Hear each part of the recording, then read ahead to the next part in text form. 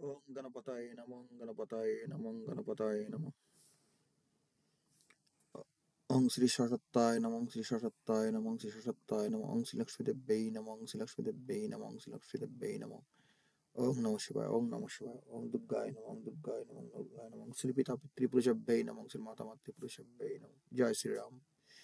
नारायणं नमस्कृतं नरं चैव नरोत्तमं देवीं सरस्वतीं चैव ततो जयो मुदीरयेत्। यदा यदा हि धर्मस्य ग्लानिर्भवति भारत अभ्युत्थानधर्मस्य तदात्मानं सृजाम्यहं परित्राणाय साधूनां विनाशाय च दुष्कृतं धर्म সংস্থাপনার্থयो সম্ভবামি যুগে যুগে। প্রিয় শ্রোতাবৃন্দ, আপনাদেরকে সকলকে আমার ধর্ম রোড টু এনলাইটমেন্ট চ্যানেল এবং আমার স্কুলে স্বাগত জানাচ্ছি। প্রতিদিনের মতোই আমি আজকে একটা ভিডিও পাবলিশ করতে যাচ্ছি, দু একটা কথা নিয়ে আলোচনা করতে যাচ্ছি। যে আমাদের গীতা এমন একটা জিনিস, এমন একটা পুস্তক, একটি গ্রন্থ যা একবার দুইবার পড়ে সেটা কখনো আয়ত্ত করা যাবে না। গীতার এক একটা শ্লোক, এক একটা শব্দের এক এক দিক দিয়ে দৃষ্টিকোণ থেকে একটা নতুন করে অর্থ ধরা দেয়। এটি এমন একটি গ্রন্থ, কেউ বলতে পারবে না যে আমার যে গীতার ভাবার্থ সেটা অন্যের থেকে উৎকৃষ্ট কিংবা ভালো। কিংবা আমার কথা হলো, আমি চ্যানেলে গীতা নিয়ে আলোচনা করি, গীতার বিভিন্ন ধরনের পুস্তক এবং মতবাদ বাজারে প্রকাশিত। আমি কখনোই বলবো না যে গীতার কোনো গীতার এক ব্যাখ্যা ভুল আর আমারটা সঠিক, সেই দৃষ্টিকোণ থেকে না। তবে যে জিনিসটা আমি স্পষ্ট আলোচনা করতে চাই সেটা হলো যে যারা গীতার মূল তত্ত্ব হলো কর্মতত্ত্ব। আমরা কিভাবে সংসারে থেকে কর্ম করে ঈশ্বরকে লাভ করতে পারি। আমাদের ভারতীয় জীবন ধারায় সর্বদাই যে জিনিসটা ঈশ্বর লাভের দিকে প্রভুত্ব করছে সেটা হলো কি ধ্যানের দিকটা। আমরা প্রাণায়াম করি, ধ্যান করি, এবং স্বভাবতে দেখা গেছে যে সাধু সন্ন্যাসী যারা ধ্যান করে তারা হয়তো সংসার ত্যাগ করেছে, স্ত্রী ত্যাগ করেছে, ছেলেমেয়ে ত্যাগ করে বনে জঙ্গলে চলে গেছে, ভিখারি হয়েছে। হ্যাঁ, সেটা শাস্ত্র অনুযায়ী সেটা বলা চলে, ঠিক আছে। কিন্তু গীতার দৃষ্টিকোণ থেকে আমাদেরকে কোনো কিছু ত্যাগ করতে হবে না, কোনো বিষয় ত্যাগ করতে হবে না। বিষয়ের প্রতি যে আসক্তি সেটা ত্যাগ করতে হবে। ত্যাগ বলতে বিষয়কে ত্যাগ বুঝাচ্ছে না গীতাতে। বৈদিক দৃষ্টিকোণ থেকে ত্যাগ বলতে তোমার যে টাকা পয়সা আছে, বাড়িঘর আছে, ব্যবসা বাণিজ্য আছে, সবকিছু ত্যাগ করে দাও। কিন্তু গীতা বলছে না, তোমার এগুলো কিছু ত্যাগ করতে হবে না।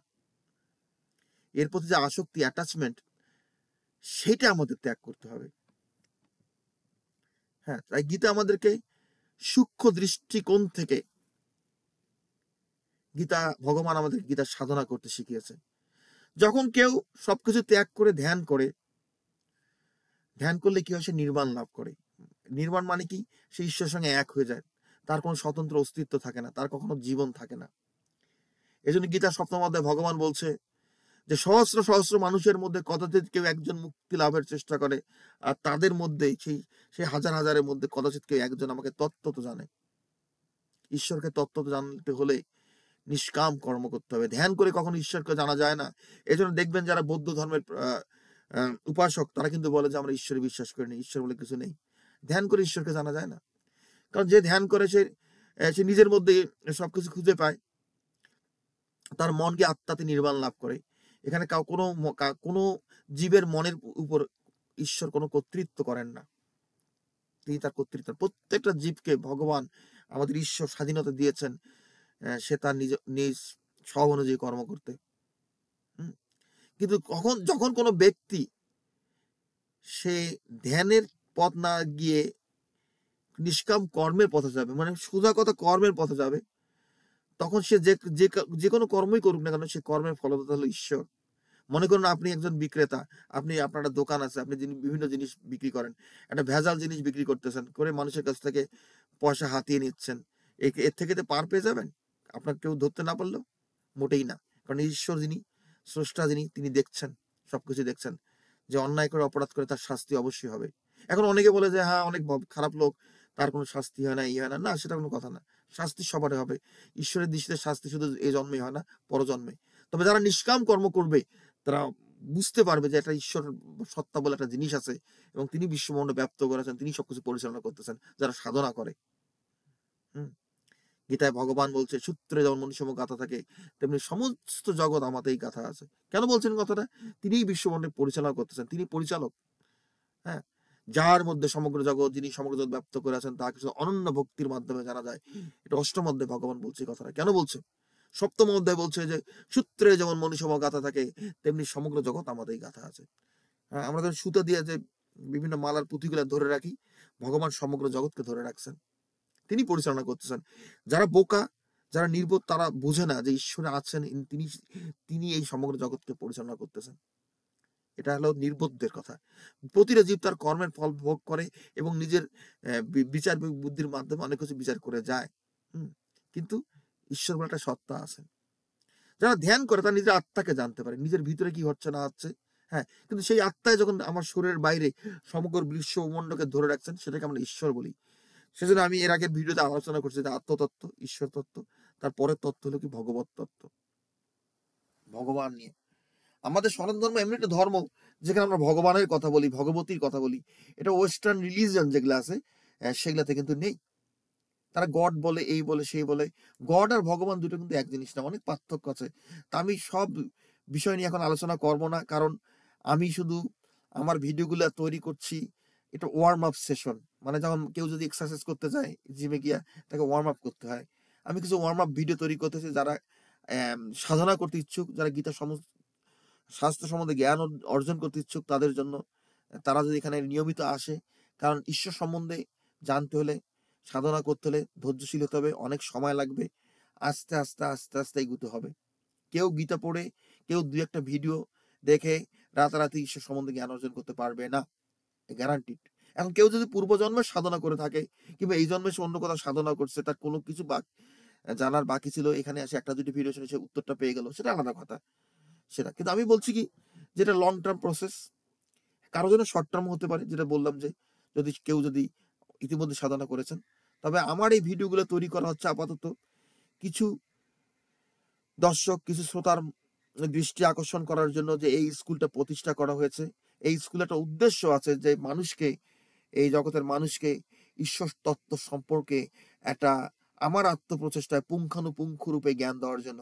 আমি অনেক বছর যাবত যে গীতা সাধনা করে আসছি, আমি তো সাধারণ মানুষ, বিভিন্ন সাধারণ মানুষের মধ্যে অন্যান্য সকল কাজকর্ম করি। আমি একজন কর্মী, সংসারে থেকে কর্ম করি, কিন্তু আমার প্রতিটি কর্মের মধ্যে দিয়েই আমি ঈশ্বরকে চিন্তা করি এবং গীতায় ভগবান কি বলছেন এবং কি অনুসারে এই কর্মটা করতে হবে, কোন ভাব নিয়ে।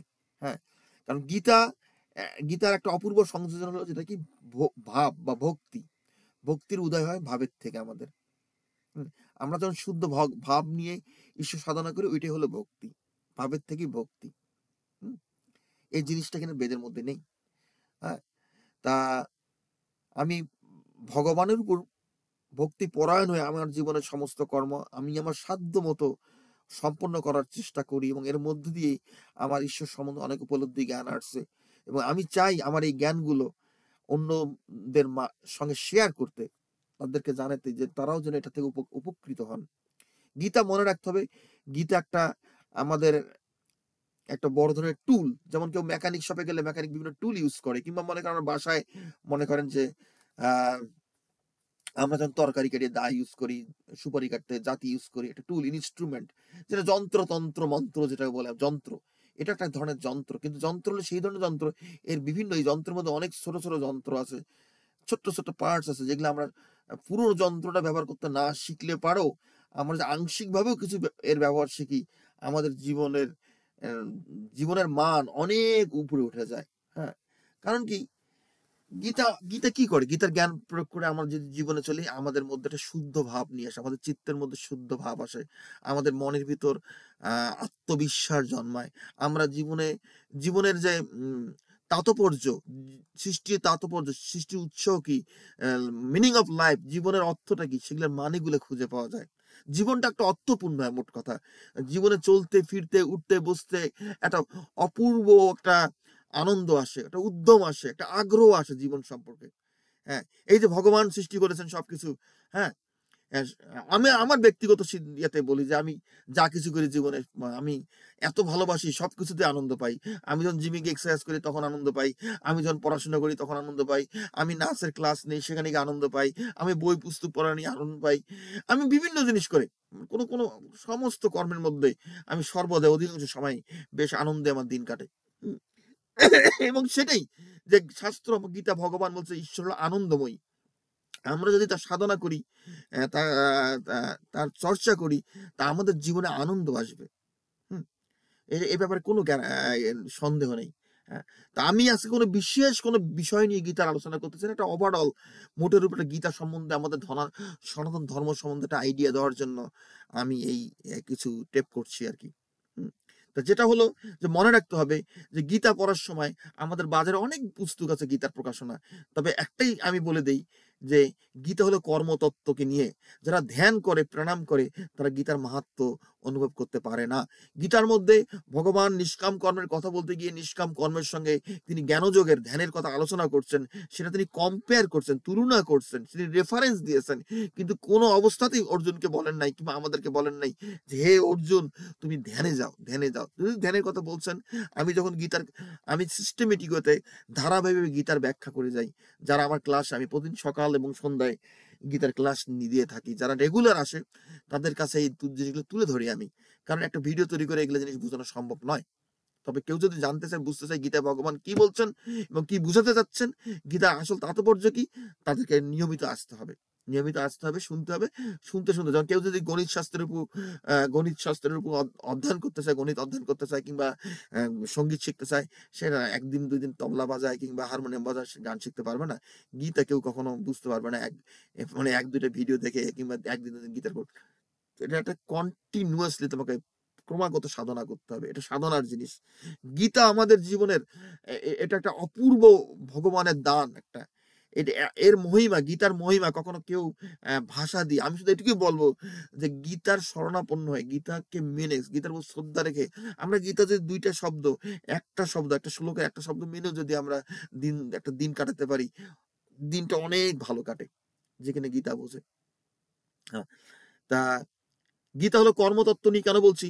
যে আমরা যা করি জীবনে, আমি একজন ডাক্তার ধরা যাক কিংবা আপনি একজন ডাক্তার, কি তুমি করে বলি, তুমি একজন ডাক্তার, তুমি একজন ইঞ্জিনিয়ার, একজন সাহিত্যিক, একজন কবি, একজন রাজনীতিবিদ, একজন প্রধানমন্ত্রী, স অ্যা সবার জন্য একজন অ্যাকাউন্টেন্ট, সবার জন্য গীতা হলো সার্বজনীন ধর্মগ্রন্থ, সবার জন্য প্রযোজ্য। সে গীতার থেকে গীতার পড়ে, গীতাকে আয়ত্ত করে, গীতার থেকে জ্ঞান নিয়ে, তার জ্ঞানকে তার দৈনন্দিন জীবনে প্রয়োগ করে তার জীবনের মান হাজার গুণে সে উন্নত করবে। আমরা যে ধ্যান করি, প্রাণায়াম করি, কোনো কিছুর প্রয়োজন হবে না। কারণ আমি মাঝে ধ্যান করছি। আমি এখনো মাঝে ধ্যান করি। ধরো এখন হয়তো ৩ মাসে একবার। আমি সেদিন ধ্যান করছি ১০ মিনিট মাত্র, হয়তো ৬ মাস পরে। আমাকে ধ্যান করতে হয় না। আমি যদি কখনো মন্দিরে যাই, কোথাও মাটিতে বসে থাকি, তখন আমি ধ্যান করি। অনেকে হয়তো ভাবে যে আমি ধ্যান করি। আসলে আমি ধ্যান করি না। আমি কর্ম করি। হ্যাঁ, আমি মাটিতে যদি কোথাও বসি, কোথাও মন্দিরে গেলে বসে আছি, আমি পদ্মাসনে ছাড়া আমি সাধারণত বসতে পারি না। এটা আমার অভ্যাস নাই। আমি পদ্মাসনেই বসে থাকি। হ্যাঁ, এজন্য অনেকে ভাবে যে আমি ধ্যান করি। আমি তখন ধ্যানও করি। কিন্তু আমি ধ্যানও করতে পারি। কিন্তু ধ্যানের থেকেও যেটা আমি সবসময় মনে করি যে নিষ্কাম কর্ম। কারণ আমরা যখন কর্ম করি, এই জগতের মধ্যে থেকে আমরা কর্ম করছি। আমরা চলছি, ফিরছি, খাচ্ছি, হাঁটছি, কর্ম করছি, ফুটবল খেলছি, হকি খেলছি, ক্রিকেট খেলছি, গান শুনছি, মুভি থিয়েটারে গেলাম। যেখানে যাব প্রত্যেকটা কর্ম আমার সাধনা হয়ে দাঁড়াবে। যদি আমি গীতা বুঝতে পারি। আমি যা কিছু করব এটা ভগবানের জন্য একটা পূজা, একটা যজ্ঞ। হ্যাঁ? যারা যোগী, যোগী হলো যজ্ঞের থেকেও উপরে। হ্যাঁ? অথবা আমি যখন একটা ইংলিশ মুভি, হলিউডের মুভি দেখে গিয়ে হলিউড সেখানেও আমি যোগ সাধনা করতেছি। আমি যা কিছু করব প্রত্যেকটা যোগ সাধনা। প্রত্যেকটা কর্মই যোগ সাধনা। শুধু গীতাকে জানতে হবে, গীতাকে বুঝতে হবে, গীতার জ্ঞানকে কিভাবে প্রয়োগ করতে হয়। এর মধ্য দিয়ে হয় কি আমাদের যে থিংকিং প্রসেস তার পাওয়ার বেড়ে যায়। হ্যাঁ, আমরা অনেকেই গীতাকে আন্ডার এস্টিমেট করছি। অনেকেই করে আসছে। আমি বলছি দেখো যে আমি কোনো কারো গীতার নিন্দা করতে চাই না, কে কি লিখছে না বলছে। কিন্তু ২ একটা কথা বলতে হয় তারপরও। যে অনেকে গীতাকে বলে যে গীতা নাকি নিম্ন লোকের মানুষের জন্য, এখানে যুদ্ধের কথা বলা আছে। এগুলো সম্পূর্ণ ফালতু কথা। এক্কেবারে ফালতু কথা। কারণ কি, গীতা হলো কর্মতত্ত্ব। ভগবান অর্জুনকে গীতা বলেছিল, অর্জুন ছিল একজন ক্ষত্রিয় এবং যুদ্ধক্ষেত্রের মাঝে গিয়ে সে গীতার কথা, গীতার বাণী শুনিয়েছেন। হ্যাঁ, সেই জন্য তাকে যুদ্ধ করতে বলছে, কারণ তার কর্মটা হলো যুদ্ধ। যে কিনা ডাক্তার, তার কর্ম হলো সেবা করা, রোগীর সেবা করা। অতএব ভগবান গীতা অনুযায়ী সে রোগীর সেবা করবে। একজন শিক্ষক ছাত্র পড়াবে, শিক্ষকতা করে তার তার তার তার কর্ম শিক্ষকতা করবে। এখানে যুদ্ধ বলতে কি? আর যুদ্ধ করা একটা খারাপ জিনিস, এটা কে বলছে? গীতা বলছে ধর্মযুদ্ধই ক্ষত্রিয়ের কর্তব্য। যে ক্ষত্রিয় দেশ ও জাতিকে রক্ষা করতে যুদ্ধ করবে। হ্যাঁ, অহিংসা পরম ধর্ম। কিন্তু এই জগৎকে রক্ষা করার জন্য যে হিংসা, ধর্মকে রক্ষা করার জন্য হিংসা, সে অহিংসার থেকেও শ্রেয়। এটা মহাভারতের বাণী। হ্যাঁ, অহিংসা পরম ধর্মটা ব্রাহ্মণের কথা। কিন্তু যে ক্ষত্রিয়, সে জগৎকে রক্ষা করার জন্য, সমাজকে রক্ষা করার জন্য, রাষ্ট্রকে রক্ষা করার জন্য, পৃথিবীকে রক্ষা করার জন্য, ধর্মকে রক্ষা করার জন্য সে যখন হিংসা করবে, সে যুদ্ধ করবে, সেটা অহিংসার থেকেও শ্রেয়। অর্থাৎ যুদ্ধ করা যে খারাপ জিনিস, এটা কে বলছে? গীতা যুদ্ধের কথা বলা আছে। আমাদের বেঁচে থাকার জন্য সকলকে প্রতিনিয়ত সংগ্রাম করতে হয়, যুদ্ধ করতে হয়। যুদ্ধ না করলে এই সংসারে কেউ টিকে থাকতে পারে না। যারা ধ্যানের পথে থাকে তারা কি যুদ্ধ করতে শেখে নাই বলে তারা ধ্যানের পথটা বেছে নেয়? তাদের হলো এই ইউনিভার্স থেকে এক্সিট, তারা পালায় যাচ্ছে, তারা টিকতে পারছে না। তারা কি হয়? তারা সবকিছু ত্যাগ করে, তার স্ত্রী ত্যাগ করে, তার বউ ত্যাগ করে, তার সন্তান ত্যাগ করে, ব্যবসা বাণিজ্য ত্যাগ করে, তার টাকা পয়সা ত্যাগ করে, বন জঙ্গলে চলে যায়।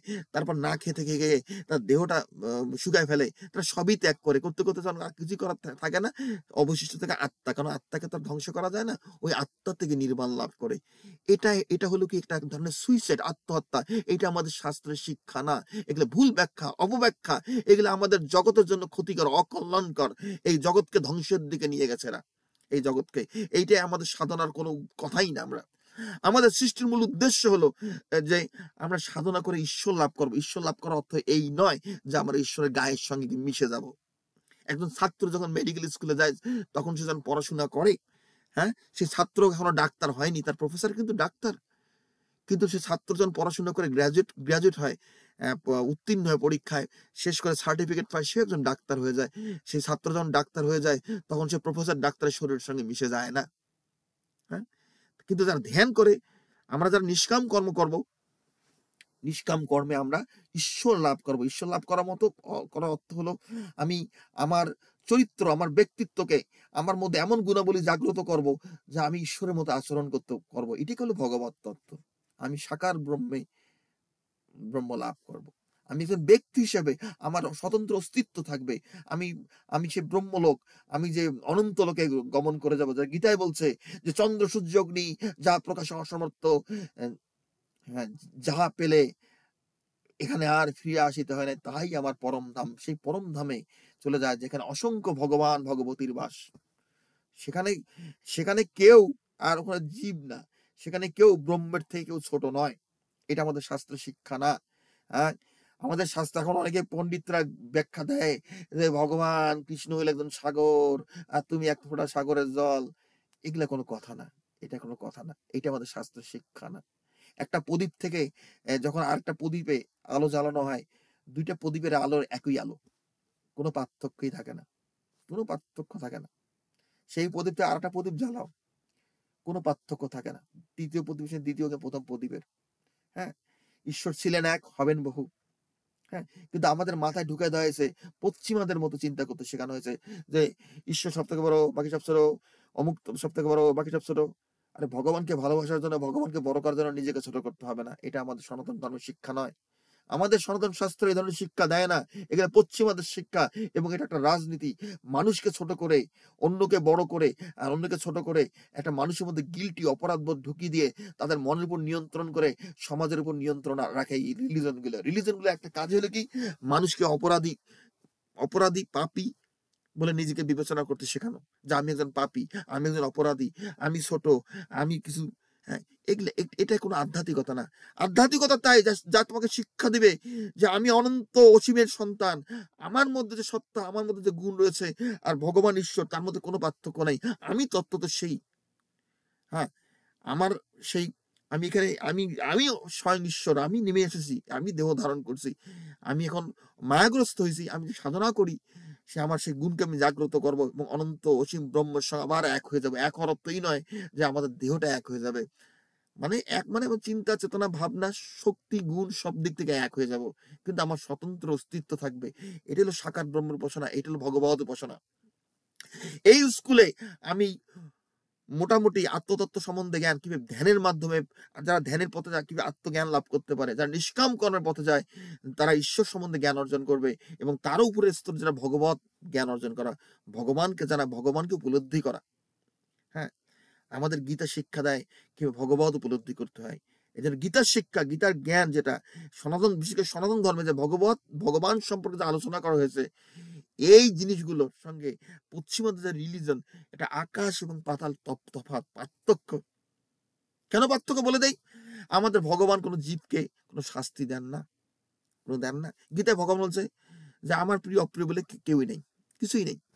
13 অধ্যায় তিনি বলছেন আমি দ্রষ্টা, আমি সাক্ষী, আমি অনুমন্তা, সাক্ষী অনুমন্তা,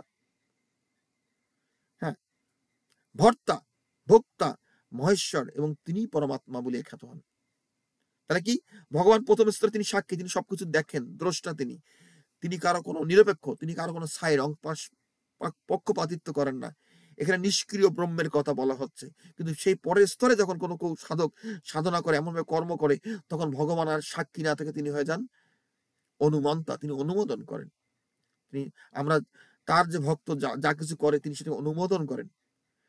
তারপরে ভর্তা, ভর্তা মানে কি? তিনি পূরণ করে দেন।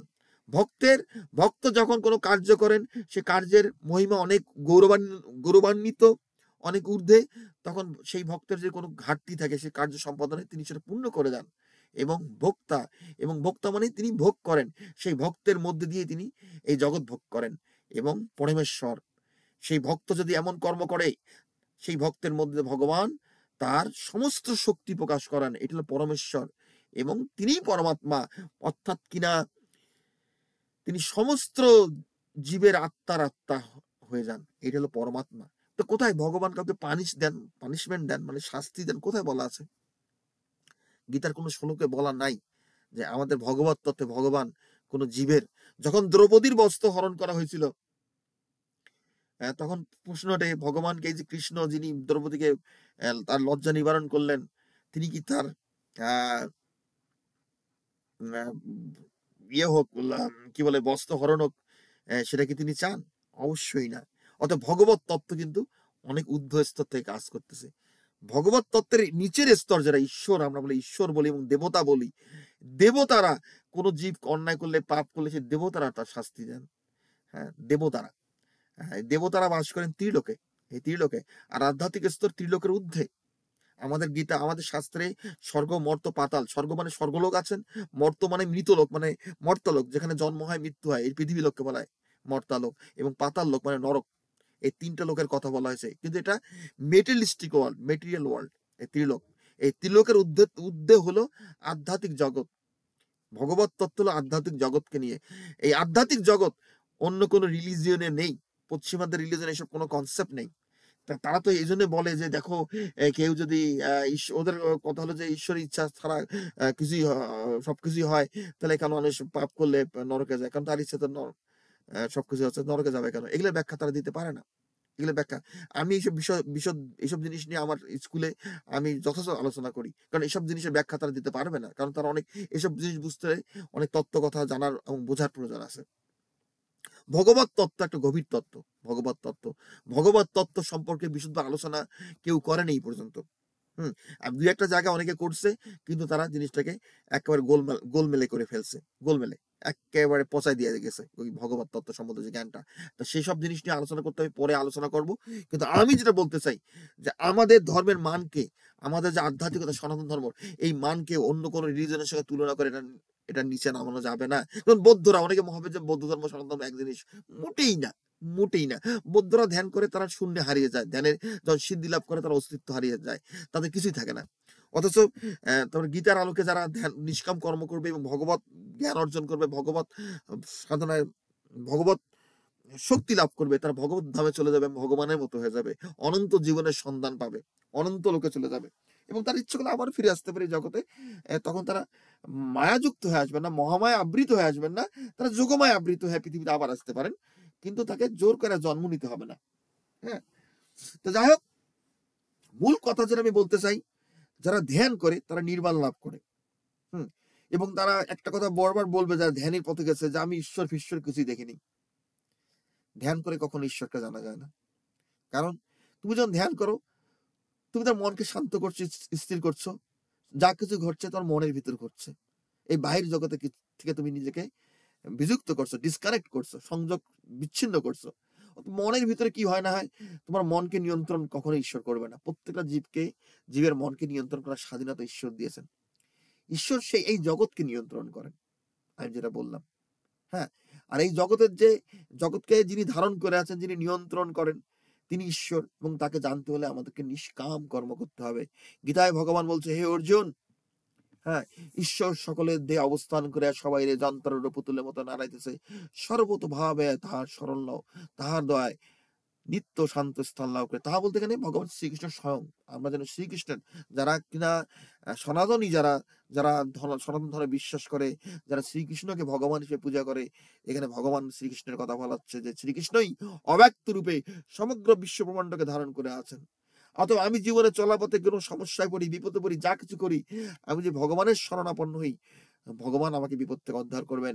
গীতায় বলছে, হে অর্জুন, তুমি নিত্য কণ্ঠে জানাও, আমার ভক্তের কোনো বিনাশ নাই, নামে প্রণশ্যতি। তার ভক্তের যদি কোনো দুরাচার ব্যক্তি এক মনে আমার সাধনা করে, ভজনা করে, তাহাকে তুমি সাধু বলে জানিবে। হ্যাঁ, কেনই কথা বলছে, যে ভগবানের ভক্ত যারা, তা কেউ কাকে নিন্দা করা যাবে না। হ্যাঁ, এক মনে। আমাদের ধর্ম এমন ধর্ম যে তুমি পাপ করছো, অন্যায় করছো, কিন্তু তোমার মধ্যে যখন ভগবত জ্ঞান আসছে, তুমি আত্মজ্ঞান আসছে, তুমি পাপ থেকে মুক্ত হয়ে যাও। হ্যাঁ, গীতা যেমন ৪র্থ অধ্যায় ভগবান বলছে, জ্বলন্ত অগ্নি যেমন সমস্ত কাষ্ঠকে ভস্মীভূত করে, তেমনি জ্ঞানরূপ অগ্নি সকল কর্মকে ভস্মীভূত করে। হে অর্জুন, জ্ঞানযুক্ত যোগী যথাকালে পরমাত্মায় লয় প্রাপ্ত হয়। এই ত্রিলোকে জ্ঞানের থেকে পবিত্র আর কিছুই নাই। আমরা এমন একটা ধর্ম, যে তুমি সমগ্র পাপীর থেকেও সর্বশ্রেষ্ঠ পাপী হয়ে থাকো, তবে জ্ঞান রূপ ভেলার সাহায্যে এই এই ভবসাগর তুমি পার হতে পারবা।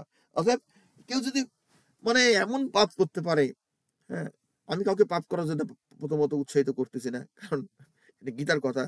যার মধ্যে আত্মজ্ঞান আছে, সে তার কথা বলা হয়েছে। সে যে আত্মজ্ঞান অর্জন করছে, সে যে জ্ঞানী হয়েছে, সে যত পাপই করছে কেন, জ্ঞানের মাধ্যমে সকল পাপকে সে ভস্মীভূত করে ফেলবে। গীতা, আত্মজ্ঞান।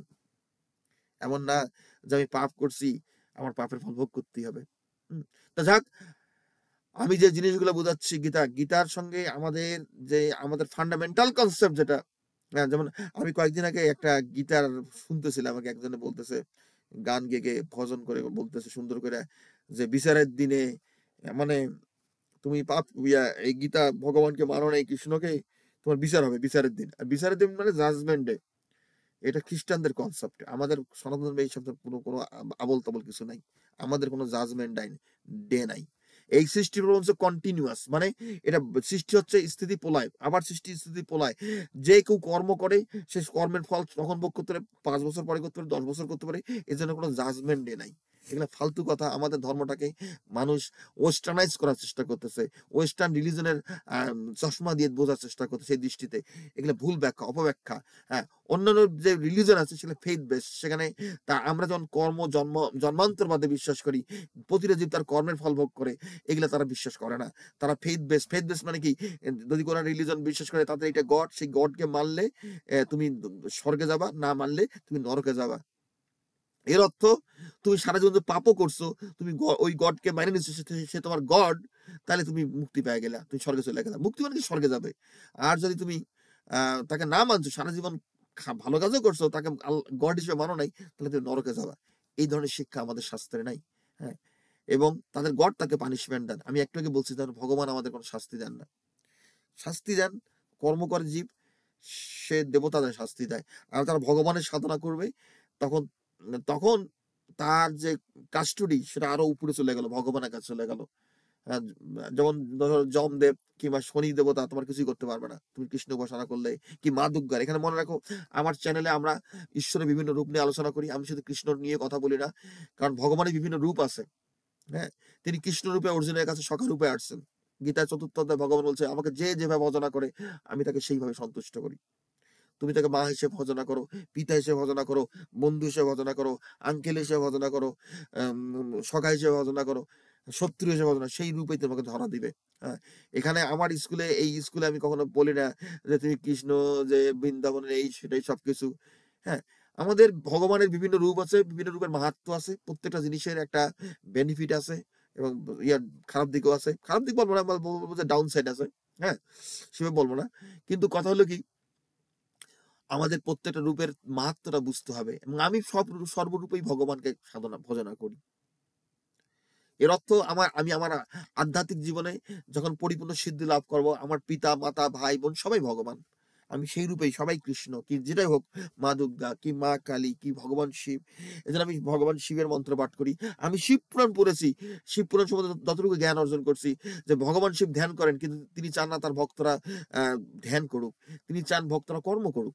আমাদের আমাদের ঈশ্বরের তিনটা দিক, ব্রহ্মা বিষ্ণু শিব, এদের মধ্যে কোনো কম্পিটিশন, কোনো প্রতিযোগিতা নাই যে আমি ব্রহ্মা, আমি যদিও দু একটা গল্প আছে কে বড় ব্রহ্মা বিষ্ণু শিব, এটা এটা এটা সেন্স অফ হিউমার, কৌতুককর, কিন্তু বস্তুত তারা সর্বদাই একজন আরেকজনকে সহায়তা করে এই সৃষ্টি প্রপঞ্চটাকে পরিচালনা করার জন্য। হ্যাঁ, ব্রহ্মা সৃষ্টি করেন, বিষ্ণু সেটা পালন করেন এবং শিব সেটা রূপান্তর করেন। আমি বলবো না তিনি ধ্বংস করেন কি প্রলয় করেন, কথাটা জানি উল্টা পাল্টা, মানুষের প্রলয় শব্দটার প্রকৃত মাহাত্ম্য বুঝতে পারে না। তিনি আমাদের সৃষ্টিকে, ভগবান শিব একটা স্তর থেকে অন্য স্তরে নিয়ে যান, তিনি ধ্বংস করেন সৃষ্টির নিমিত্তে। মানে তোমার একটা বাড়ি যদি পুরনো হয়ে গেছে, বাড়ি ঘর, সেটা ভেঙে তুমি নতুন করে বাড়ি নির্মাণ করো। হ্যাঁ, তা শিবের যে প্রলয়টা সেই ধরনের, মানে তুমি ভেঙে দিয়ে নতুন করে তৈরি করলা। আবার অনেকে আছে ভেঙে দেয়, চুরমার করে, সেটা ধ্বংস করার জন্য, আর কোনো নতুন কিছু সৃষ্টি করা হয় না। হ্যাঁ, যেমন এখন আধুনিক যুগে দেখা যায় রাষ্ট্রের মধ্যে কোনো হরতাল হলো, মিছিল হলো, মিটিং হলো, তা তা হইচই করতেছে, তারা বাস পোড়াইতেছে, এই যে বিভিন্ন কলেজের মধ্যে সংঘর্ষ হচ্ছে, একটা কলেজের ছাত্ররা অন্য কলেজে আগুন দিচ্ছে, এই ধরনের প্রলয়, এই ধরনের ধ্বংস শিব করেন না, এই ধরনের ধ্বংসকারী তিনি না। তাই শিবকে বলা হয় কল্যাণময়, তিনি যা ধ্বংস করেন, ধ্বংসের মূল উদ্দেশ্য নতুন করে সৃষ্টি করা। শিবের সারথি মনে রাখতে হবে ব্রহ্মা। কেউ আমাদের আমাদের আজকালকার হয়েছে কি, এই যুগে মানুষ হুট করে বসে ধ্যান করে আর কি। আর এখন তো কমার্শিয়াল ইয়োগা সেন্টার হয়ে গেছে, করুক, কোনো অসুবিধা নাই, তারা মানুষকে ধ্যানের পথে একটা আইডিয়া দিচ্ছে, কনসেপ্ট দিচ্ছে, কিন্তু মনে রাখতে হবে যারা ধ্যানের পথেও যারা যায়, ভগবানকে লাভ করতে চায়, সিদ্ধি লাভ করতে চায়, তাদেরকে মনে রাখতে হবে যে ব্রহ্মা হলো শিবের সারথি। তুমি যদি ব্রহ্মতত্ত্বকে আয়ত্তে করতে না পারছো, ব্রহ্মতত্ত্ব সম্বন্ধে জ্ঞান অর্জন না করে হুদাহুদি ধ্যানে সরাসরি বসে গেছো, তা তুমি ধ্যান করে যে কিছু অর্জন করো, তাহলে জগতের জন্য সেটা হিতকার না হয় অহিতকার হতে পারে। এই জন্য দেখা যাচ্ছে অনেক সাধু সন্ন্যাসী, তারা একটু ধ্যান ট্যান করে এখন অনেক কিছু মতবাদ দিয়ে যায়, তারা কিন্তু অশাস্ত্রীয় কথা বলে, কারণ আমাদের শাস্ত্র তত্ত্ব ব্রহ্মতত্ত্ব তারা বোঝে না, ব্রহ্মতত্ত্ব সম্বন্ধে জ্ঞান নাই। আমি এ ধরনের অনেক লোকজন আছে, অনেক মহাপুরুষ আছে, অনেক ভগবানের নাম কইতে পারি, কলিযুগের ভগবান তারা, তারা অনেক উল্টাপাল্টা আমাদের শিখাই দিয়ে গেছেন, মানে আমাদের লাইফটাকে একেবারে তছনছ করে দিয়ে গেছে, আমাদের জীবনটাকে। আজকে ভারতের মানুষ, হিন্দুরা তো পৃথিবীতে নির্যাতিত, নিষ্পেষিত, এত এত খারাপ অবস্থা কেন? কারণ তারা শাস্ত্র মানে নেই, শাস্ত্র বোঝে নেই, শাস্ত্রের তত্ত্ব কথা বোঝে নাই। গীতা জানলে, আমাদের শাস্ত্র জানলে আমাদের জীবন সুন্দর হয়। আমরা শুধু পরলৌকিক মুক্তির জন্য আমরা ঈশ্বর সাধনা করি না, আমরা ইহলোকেও আমাদের জীবনকে সুন্দর করার জন্য, এটাই আমাদের শাস্ত্রের সিদ্ধান্ত, যে আমাদের শুধু পারলৌকিক মুক্তি হবে, পরলোকে গিয়ে আনন্দ করবো, ওইটাই মেইন জিনিস। আর এই লোকে আসছি, ইহলোকে আমার জীবন ভোগ করার দরকার নেই, আমার জীবনে সুখী আর প্রয়োজন নাই, এগুলো সম্পূর্ণ বানানো কথা। এগুলা ভগবান আমাদের শাস্ত্র সবসময় পথ দেখাইছে, আমরা ইহলোক এবং পরলোক দুটোইতেই জয়ী হই। এবং গীতায় স্পষ্ট করে বলছে অর্জুনকে যে মৃত্যুর পরে, মৃত্যুর আগে, জন্মের আগে জীব কি ছিল সেটা জানে না, মৃত্যুর পরে কি হবে সেটা সে জানে না, শুধু বর্তমান জানা যায়। এই ইহলোকের জন্য আমি সিদ্ধি লাভ করি, ইহলোকে আমার জীবনটা যেন সুন্দর হয়, এটাই গীতার মূল শিক্ষা। গীতার মূল শিক্ষা না যে পরলোক নিয়ে চিন্তা করো, তোর মৃত্যুর পরে কি হবে, অমুক হবে, এটা গীতার শিক্ষা না। কারণ আমরা নিষ্কাম কর্মযোগ করি, আমরা এই জীবনে এই দেহি আমরা ঈশ্বরকে লাভ করি, আমরা পরম তত্ত্বকে জানতে পারি। অথবা এই জীবনকে সুন্দর করার জন্যই আমাদের, হ্যাঁ, গীতার সাধনা। কিন্তু এখনকার গুরুরা বলবে না, ভগবানের ভক্তির অনেক কষ্ট হয়, ভগবানের ভক্তির অনেক দুঃখ হয়, ভগবানের ভক্তির যন্ত্রণা বাড়ে, এইবারে সেইবারে। এগুলো সম্পূর্ণ ফাউল জিনিস। কেন ফালতু কেন? কারণ তারা তো ভগবানের বুঝে করতেছে না, তারা অন্য একজন মানুষরে, অন্য একটা ভগবান বানায়, সেই হলো স্বয়ং শ্রীকৃষ্ণ, এই কয়ে দিয়া তালিবালি কইরা মানুষকে ধোকা দিচ্ছে না। যারা গীতা জানে, যারা শাস্ত্র জানে, যারা বোঝে, গীতার জ্ঞান, মানে গীতা নবম অধ্যায়ে স্পষ্ট করে বলছে, হে অর্জুন, এই এই জ্ঞান অত্যন্ত প্রত্যক্ষ ফলপ্রদ, এটা সুখসাধ্য এবং এটা দুঃসাধ্য নয়। সুখসাধ্য, এই নিষ্কাম কর্ম হলো সুখসাধ্য, এটা প্রত্যক্ষ ফলপ্রদ। যারা কিনা গীতার জ্ঞান মেনে চলে তারা সরাসরি দেখতে পারে তার রেজাল্ট, ফলাফল। এবং ফলাফল দেখতে তার কাছে 6 মাস 1 বছর 10 বছর ওয়েট করতে হয় না। আমি গীতার জ্ঞান আমি প্রয়োগ করে দেখছি, আমি 5 মিনিট 1 মিনিটের মধ্যে রেজাল্ট পেয়ে যাই। হ্যাঁ, এখন মানুষ তো, আমাদের দেশের মানুষ হচ্ছে কি, তারা কি মিরাকল দেখতে চায়, আকাশ দিয়ে উড়ে যাইতেছে, সমুদ্র শুকে ফেলতেছে। যাও সেই লাইনে যাও। সেজন্য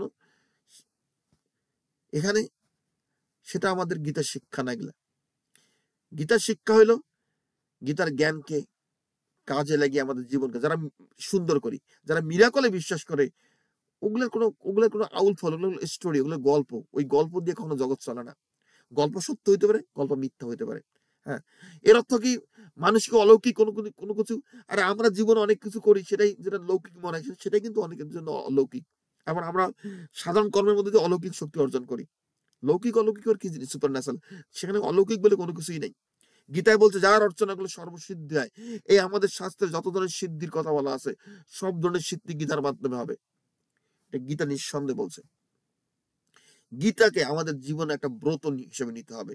গীতা এমন একটা গ্রন্থ, ব্রত মানে কি, আমরা এটাকে পালন করবো, এর মাধ্যমে গীতার ভজনা করব, গীতা অধ্যয়ন করব, এবং এর মাধ্যমে ছোট ছোট জিনিস আমরা অর্জন করব। গীতার মাধ্যমে আমরা লাইফকে ট্রান্সফর্ম করতে পারি, মানে একটা স্তর থেকে অন্য স্তরে নিয়ে যেতে পারি। হ্যাঁ, এটা বোঝা যায়, এটা সরাসরি বোঝা যায় যে গীতা নিয়মিত পড়ে, যে গীতা নিয়মিত পড়ে, গীতার জ্ঞানকে প্রয়োগ করে, সে যদি গীতার মধ্যে আংশিক ভাবেও ঢুকতে পারছে, গীতার সামান্য কিছু জ্ঞান তার মধ্যে ঢুকছে, তাকে জীবনে আর কোনোদিন ফিরে তাকাতে হবে না। কারণ কি, সে অনন্ত জীবনের সিঁড়ি পেয়ে গেছে। অনন্ত জীবনের, যে জীবনে কোনো দুঃখ থাকবে না, কোনো যন্ত্রণা থাকবে না, কোনো কষ্ট থাকবে না, কোনো মৃত্যু নাই, কোনো জন্ম নাই, কোনো জরা নাই, কোনো ব্যাধি নাই, শুধু আছে জীবন, আনন্দ আনন্দ আনন্দ এবং পরম ঐশ্বর্য। আধ্যাত্মিক জগতে আমরা যখন সেই স্তরে পৌঁছে যাব, হ্যাঁ, আমরা যেমন, আমার আরো সহজ করে খুলে বলি, আমরা যখন মন্দিরে গিয়া এই যে মা লক্ষ্মীর পূজা করি, শিব পার্বতীর পূজা করি, কিংবা মা সরস্বতীর পূজা করি, এটা কি বুড়ো লোক নাকি? যেমন ওয়েস্টার্ন রিলিজনে, পশ্চিমাদের রিলিজনে তারা গড রে দেখা একজন বৃদ্ধ লোক, তার চুল টুল দাড়ি টাড়ি পেকে গেছে, মানে একজন বুদ্ধ হলো, তার অনেক জ্ঞান বুদ্ধি বেশি। আমাদের ধর্মে সেইভাবে দেখে না। হ্যাঁ, আমরা যে মা লক্ষ্মীর পূজা করি, মা লক্ষ্মী কি 16 বছরের একটা মেয়ে, যুবতী মেয়ে, 16 বছরের, ষোড়শী তাকে বলা হয়। হ্যাঁ, এবং সেই বয়স, সেই রূপ নিয়ে, তাদের অপূর্ব রূপ, অপূর্ব সৌন্দর্য, সেটা নিয়ে অনন্ত লোকে তারা বাস করে, কখনো বৃদ্ধ হয় না, তাদের কোনো রোগ হয় না, কিছু হয় না। হ্যাঁ, তা আমরাও সেই জীবনটা পেয়ে যাব, আমরা অনন্ত লোকে চলে যাব। হ্যাঁ, সেই অনন্ত লোকে, সেই আধ্যাত্মিক জগতে একটা ছেলের বয়স হবে 16 বছর, একটা মেয়ের বয়স হবে 16 বছর। আধ্যাত্মিক জগতের এটাই স্ট্যান্ডার্ড আর কি। এটা আমাদের 10 মহাবিদ্যা একটা রূপ আছে, ষোড়শী বলা হয় সেটাকে, 16 ইয়ার্স ওল্ড। 16 বছর কেন ধরা হয়েছে? কারণ 16 বছরের মেয়ের মনের মধ্যে যে আবেগ অনুভূতি আসে সেই বয়সে, যখন তার যৌবন চলে এসেছে, যার কিনা কোনো সাংসারিক কোনো চাপ নাই, সে হয়তো বিয়েও করে নেই, কিংবা তার কোনো সন্তান নেই, কিংবা কোনো কিছু, মানে এমন একটা ভাব, মানে ফ্রিডম, নো কেয়ার, যেটাকে ইংরেজিতে বলে, তার কোনো কিছু রেসপন্সিবিলিটি নিতে হচ্ছে না। আমাদের সাথে 16 বছরে তো যারা কলেজে পড়ে, ইন্টারমিডিয়েট পড়ে, কি এসএসসি পরীক্ষা দিবে, এই বয়সে কোনো সংসারের কোনো দায় দায়িত্ব, কোনো ভার নাই, আছে জীবন আছে পরিপূর্ণ স্বপ্ন এবং স্বপ্নে ভরা।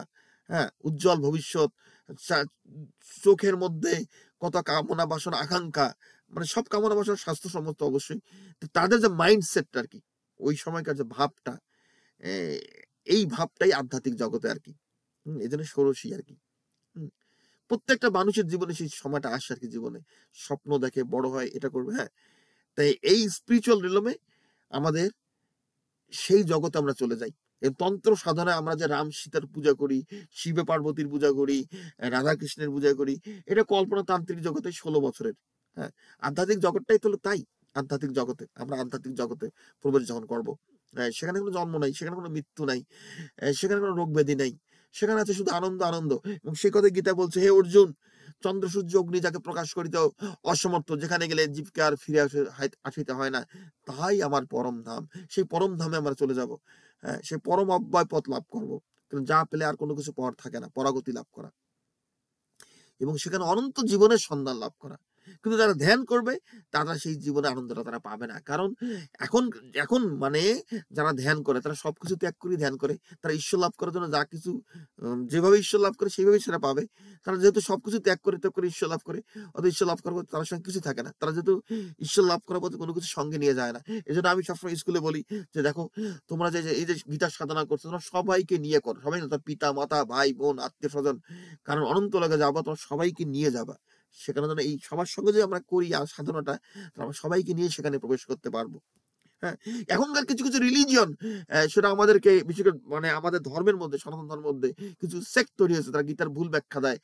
যে তারা যাবে সেখানে কৃষ্ণ একমাত্র পুরুষ, বাকি সব নারী বা গোপী। এগুলা বদমাইশি ছাড়া আর কিছুই না। এগুলা হলো বদমাইশি। এরা এতটা বদমাইশ, আমাদের ধর্মটাকে এত নিচু নামায় দেখছে এরা। হ্যাঁ? কারণ শ্রীকৃষ্ণ ভগবান যখন দাপরে আসছিল তখন ধর্মের গ্লানি হয়েছিল। সেখানে মানুষের মধ্যে কোন ধর্মীয় চেতনা ছিল না। স্বামী স্ত্রীর মধ্যে, প্রেমিক প্রেমিকার মধ্যে কোন সম্পর্ক ছিল না। হ্যাঁ? সেই বৃন্দাবনে যারা গোপী তারা পূর্ব জন্মে তারা রামের ভক্ত ছিল। রামকে তারা আলিঙ্গন করতেছিল, শ্রীরামকে, ভগবান রামকে। তারা ছিল সন্ন্যাসী। সবকিছু ত্যাগ করে নিরাশ হয়ে তারা ধ্যান করে ঈশ্বর লাভ করার চেষ্টা করছিল। ভগবান রামের সাক্ষাৎ পাওয়ার পর তারা আনন্দিত হয়। তারা ভগবান রামকে এমব্রেস করতে চায়, আলিঙ্গন করতে চায়। বলছে, "না, এই এই এই অবতারে নয়। তো অন্য অবতারে তোমরা আমাকে আলিঙ্গন করতে হবে।" সেই সন্ন্যাসীরাই বৃন্দাবনের গোপী হয়ে আসছিল।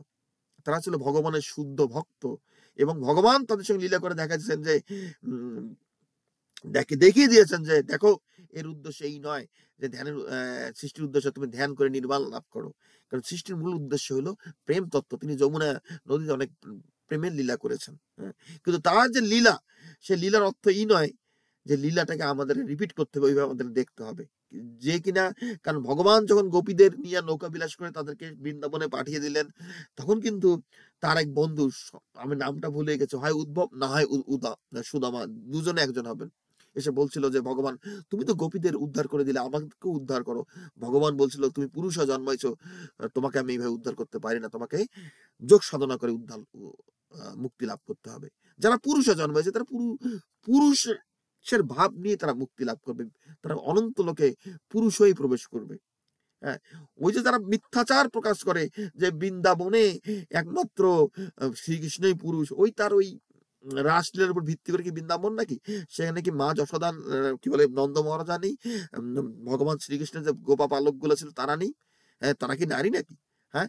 আর কি এমন ভগবান যে তিনি একেবারে একাই পুরুষ আর বাকি সব নারী? তিনি কেমন সৃষ্টিকর্তা হইলেন যে একজন দ্বিতীয় পুরুষ তৈরি করার মতো ক্ষমতা রাখলেন না? এটা কি ধরনের ভগবান? এগুলো বাজে শিক্ষা এগুলা। এগুলো ফালতু শিক্ষা।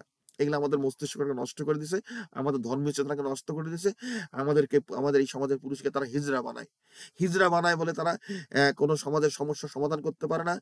তাদেরকেও ধাতানি মারলে, ইয়ে করলে তারা চৌকির নিচে এসে লুকায় যায়, পালায় যায়। হিজড়ারা কখনো সমাজ, দেশ, জাতির কোনো কল্যাণ করতে পারে না। গীতা বলছে, "আমি পুরুষের পৌরুষ, আমি তেজস্বীর তেজ।" হে অর্জুন, হ্যাঁ, যে ভক্ত আমার সঙ্গে অভিন্ন জ্ঞানে ভজনা করে, আমি তার দৃষ্ট অগোচর হয় না, সেও আমার দৃষ্ট অগোচর হয় না। তাহলে ভগবানের সঙ্গে আমি এক এবং অভিন্ন, এই জ্ঞানে ভজনা করতে হবে। তা তিনি যদি পুরুষের পৌরুষ হন, সেই পুরুষত্ব তো আমাদের মধ্যে জাগ্রত করতে হবে পুরুষের মধ্যে। তো কোথায় শিক্ষা দিচ্ছে যে আমরা সবাই নারী, আমরা হিজড়া? তারা অনেক ফাজলামি করতেছে। এরা আমাদের স্ক্রিপচারকে টেম্পারিং করতেছে। এরকম আমি অনেক উদাহরণ দিতে পারি। আমি সব কথা আজকে বলব না। কারণ আমি সবকিছু রেখে দিতে হবে। অনেক কথা আছে এখানে। আমি অনেক উদাহরণ দিতে পারি। যেমন গীতায় ভগবান ১৪ অধ্যায়ে বলছে, "হে অর্জুন, আমি সৃষ্টির বীজপত পিতা, ব্রহ্মা তাহার মাতা।" তিনি পিতা। শ্রীকৃষ্ণ হলো পিতা। তার যে বীজ সমগ্র জীবের মধ্যে অবস্থান করতেছে। একটা কাঁঠালের বীজ থেকে কাঁঠাল হয়। আমের বীজ থেকে আমের আটির থেকে আম গাছ হয়। শস্যের বীজ থেকে শস্য গাছ হবে। ধানের বীজ থেকে ধান গাছ হবে। শ্রীকৃষ্ণের বীজ যদি আমার মধ্যে থাকে, আমিও স্বয়ং শ্রীকৃষ্ণ। কারণ সেই বীজটাকে যদি আমরা বপন করে ইয়ে করি, যত্ন করি, সেখান থেকে গাছটা বাইরে হবে, সেটা শ্রীকৃষ্ণই হবে। হ্যাঁ? তো কে বলছে আমি শ্রীকৃষ্ণ থেকে আলাদা? শ্রীকৃষ্ণ আমি এক নই? এটা তো সম্পূর্ণ একটা গাঁজাখড়ি শিক্ষা আমাদের দিয়ে যাচ্ছে তারা। হ্যাঁ? এগুলা আমাদের ধর্মটাকে নষ্ট করছে। আমাদের সংস্কৃতি, আমাদের ঐতিহ্য, এবং তাদের শিক্ষা হলো লজ্জাস্কর। এগুলা লজ্জাস্কর যে একজন পুরুষ একজন পুরুষের সঙ্গে। ভগবান ভগবান ভগবান তত্ত্ব তো তিনি একই সঙ্গে নারী এবং পুরুষ, আমরাও সবাই একসঙ্গে নারী এবং পুরুষ, কিন্তু স্বভাবেই বলবান। আমরা যদি পুরুষের দেহ ধারণ করছি পুরুষের মতো আচরণ করব, যে এই এই এই জন্মে যে নারীর দেহ ধারণ করছে নারীর মতো আচরণ করবে। প্রত্যেকটা নারীর মধ্যে একটা পুরুষ লুকে আছে, সে পুরুষকে লালন পালন করবে, ভিতরে রাখবে, সে প্রকাশ করবে কেন? প্রত্যেকটা পুরুষ সে পুরুষের মতো আচরণ করবে, তার ভিতরে একটা নারী আছে, সে নারীকে ভিতরে লালন করবে, তার প্রকাশ হবে কেন? হ্যাঁ, কারণ এটা করলে সমাজে একটা বিশৃঙ্খলা সৃষ্টি হয়। হ্যাঁ, যে যার স্বভাব সে স্বভাব নিয়ে চলবে। সমাজে নারী পুরুষের মধ্যে সম্পর্ক না থাকে, সবাইকে পুরুষকে হিজড়া বানিয়ে দেওয়া যায়, তার কনফিডেন্স নষ্ট করে দেওয়া, সে নারী পুরুষের সম্পর্কের মধ্যে একটা ফাটল ধরবে। এজন্য আজকে আমাদের সমাজে একটা বিশেষ বিশৃঙ্খলা সৃষ্টি হয়েছে। হ্যাঁ, এবং আমাদের হিন্দু সমাজ যেটা আস্তে আস্তে দিন দিন ভেঙে যাচ্ছে।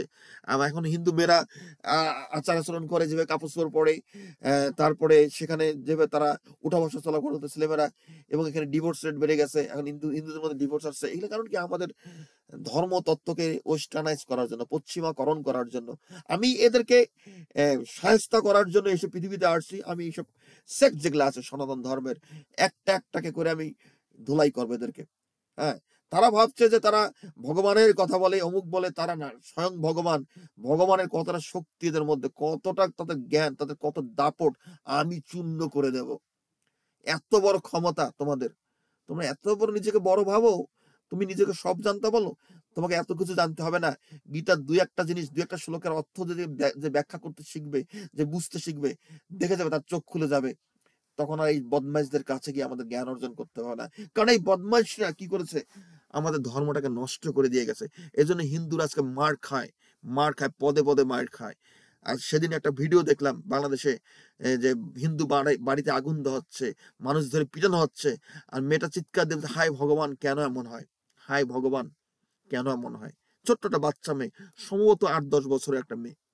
হ্যাঁ, হায় ভগবান কেন এমন হয়, কেন মনে হয়? ভগবান তো দ্রৌপদীকে বস্ত্র হরণ করার সময় এসে তার রক্ষা করলো, আজকে কেন ভগবান আমাদের রক্ষা করছে না? এটা থেকে ভগবান নাই? গীতা তো ভগবান বলছে, সূত্রে জন্ম নিশুম কাথা থেকে সমগ্র জগৎ আমাদের কাথা আছে। হে অর্জুন, যার মধ্যে সমগ্র জগৎ, যিনি সমগ্র জগতের মধ্যে বিদ্যমান, তাকে অনন্য ভক্তির মাধ্যমে জানা যায়। গীতায় ভগবান বলছে, কল্যাণকামী ব্যক্তির ইহলোকে পরলোকে কোনো দুর্গতি হয় না। গীতায় ভগবান বলছে, ভগবানের ভক্তের কোনো বিনাশ নাই। গীতা অনেক কথা বলছে, তিনি আছেন, তিনি বিশ্ব ব্রহ্মাণ্ডকে পরিচালনা করতেছেন। তিনি বলছেন যে, হে অর্জুন, তুমি আমার কথা মতো চলো, আমার উপদেশ মতো চলো, তুমি দুর্গম পথকে পার হতে পারবে। আর যে আমার কথা মতো না চলে, তুমি বিনষ্ট হবে। কিন্তু আমরা কেন বিনষ্ট হচ্ছি? আমাদের জাতি ধর্ম কেন নষ্ট হচ্ছে, ধ্বংস হচ্ছে? কারণ আমরা নিশ্চয়ই আমাদের সাধনায় কোথাও না কোথাও একটা ভুল রয়ে গেছে। আমি ব্যক্তিগত বিশ্বাস করি সবসময়, আমি সবসময় গীতার শরণাপন্ন হয়ে চলি, ভগবানকে মানি, ভগবানকে শ্রদ্ধা করি, এবং আমি ভগবানের মধ্য থেকে অনেক কিছু জানতে পারছি, বুঝতে পারছি। হ্যাঁ, গীতা শাস্ত্রকে আমি আমার জীবনের ব্রত হিসেবে নিছি।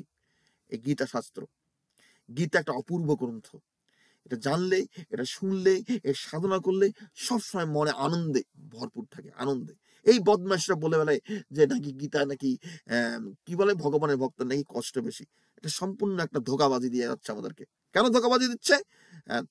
তারা জানে যে তাদের যে রেসিপি, তাদের যে ফর্মুলা ঈশ্বর সাধনা, এটা কাজ হবে না, মানুষ ভোগান্তির শিকার হবে।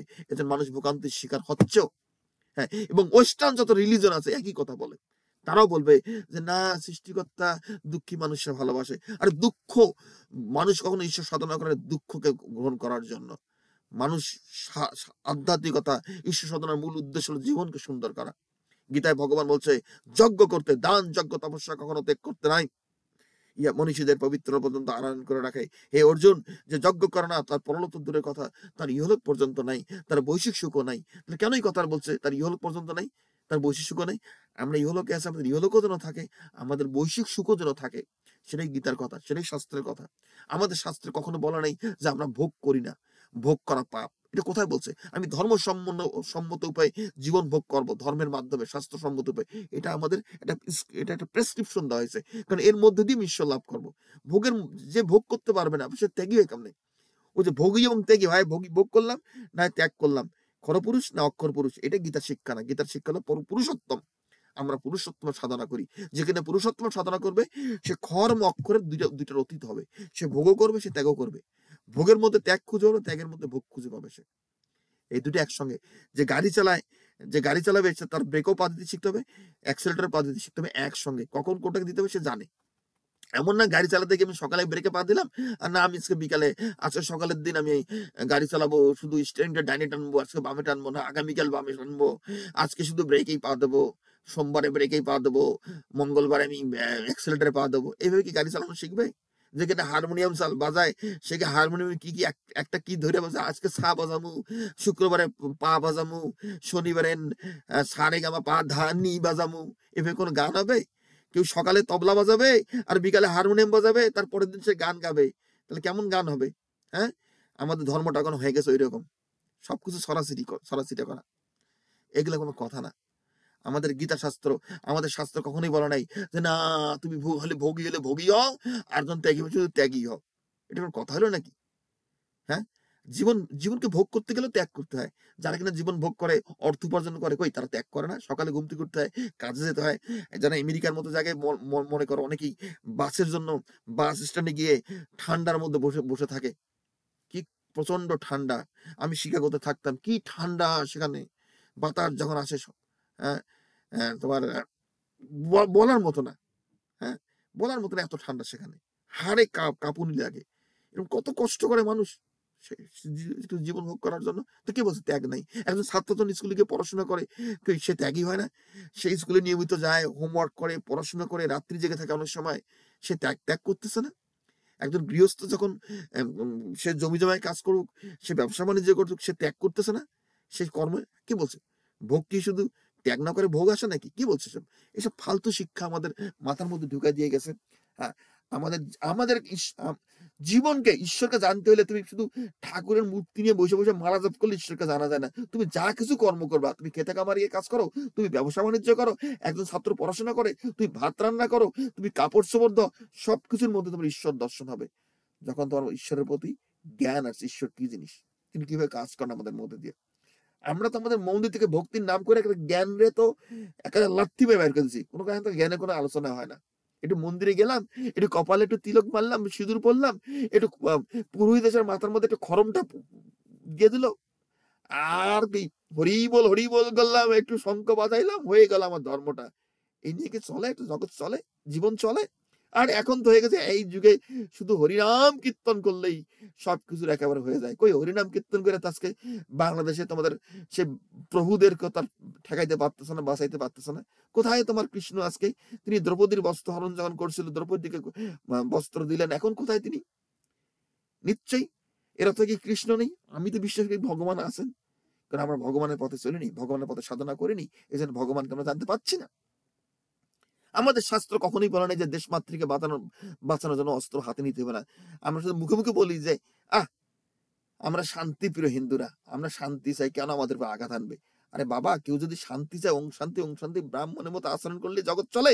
তাহলে ব্রহ্মদেব শুধু ব্রাহ্মণ সৃষ্টি করেই তার সৃষ্টি ওখানে সম্পন্ন করতেন, তিনি আর ক্ষত্রিয় বানাতেন না।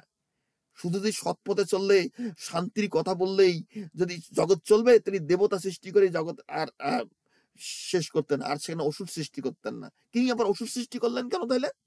কারণ কি, এই বদমাশ যারা শাস্ত্র বোঝে না। তুমি যে সাত্ত্বিক ভাব নিয়ে চলো, তুমি সাত্ত্বিক গুণের অধিকারী হও। সাত্ত্বিক গুণ দিয়ে ঈশ্বরকে জানা যায় না। ঈশ্বরকে জানতে হলে সত্য রজ তম তিনটা গুণকে মাস্টার করতে হবে, গুণাতীত হতে হবে। এই জন্য জগতে ভগবান ব্রহ্মদেব দেবতা এবং অসুর দুইটাকে সৃষ্টি করছেন। হ্যাঁ, আজকে তো অসুর না থাকতো তা আমরা তো ঈশ্বর সাধনা করতাম না। অসুর ছাড়া তো ঈশ্বর সাধনা করবে না কেউ। সে তো শুধু তুমি যতটা ভাবতেছো যে যারা সৎ কথা বলে, মিষ্টি কথা বলে, সৎ পথে চলে, সত্য কথা বলে, সেটা আমরা কঠিন না। যে সৎ পথে চলে, সত্য কথা বলে, সেটাই তার জন্য সহজ এবং অত্যন্ত সহজ। সত্য কথা বলে, সৎ পথে চললে যদি ঈশ্বর লাভ করে কাজই হইতো। সবাই যদি সৎ পথে চলে, সত্য কথা বলে, জিনিসটা কঠিন, একেবারে সহজ। তখন আমরা হবে কি প্রকৃতিস্থ হবো, ওই গুণের অধীন হব। আমরা এমন সমাজ পৃথিবী গড়ে তুলবো, আমাদের মধ্যে শুধু দেহ জ্ঞান থাকবে, আত্মজ্ঞান থাকবে না। এই জন্য ঈশ্বর আমাদেরকে সত্য গুণের পাশাপাশি রজ এবং তম গুণ দিয়ে সৃষ্টি করছেন, তিনটা গুণ। হ্যাঁ, সমাজকে রক্ষা করার জন্য আমাদের রাজসিক ভাবের দরকার আছে, ক্ষত্রিয় প্রয়োজন আছে।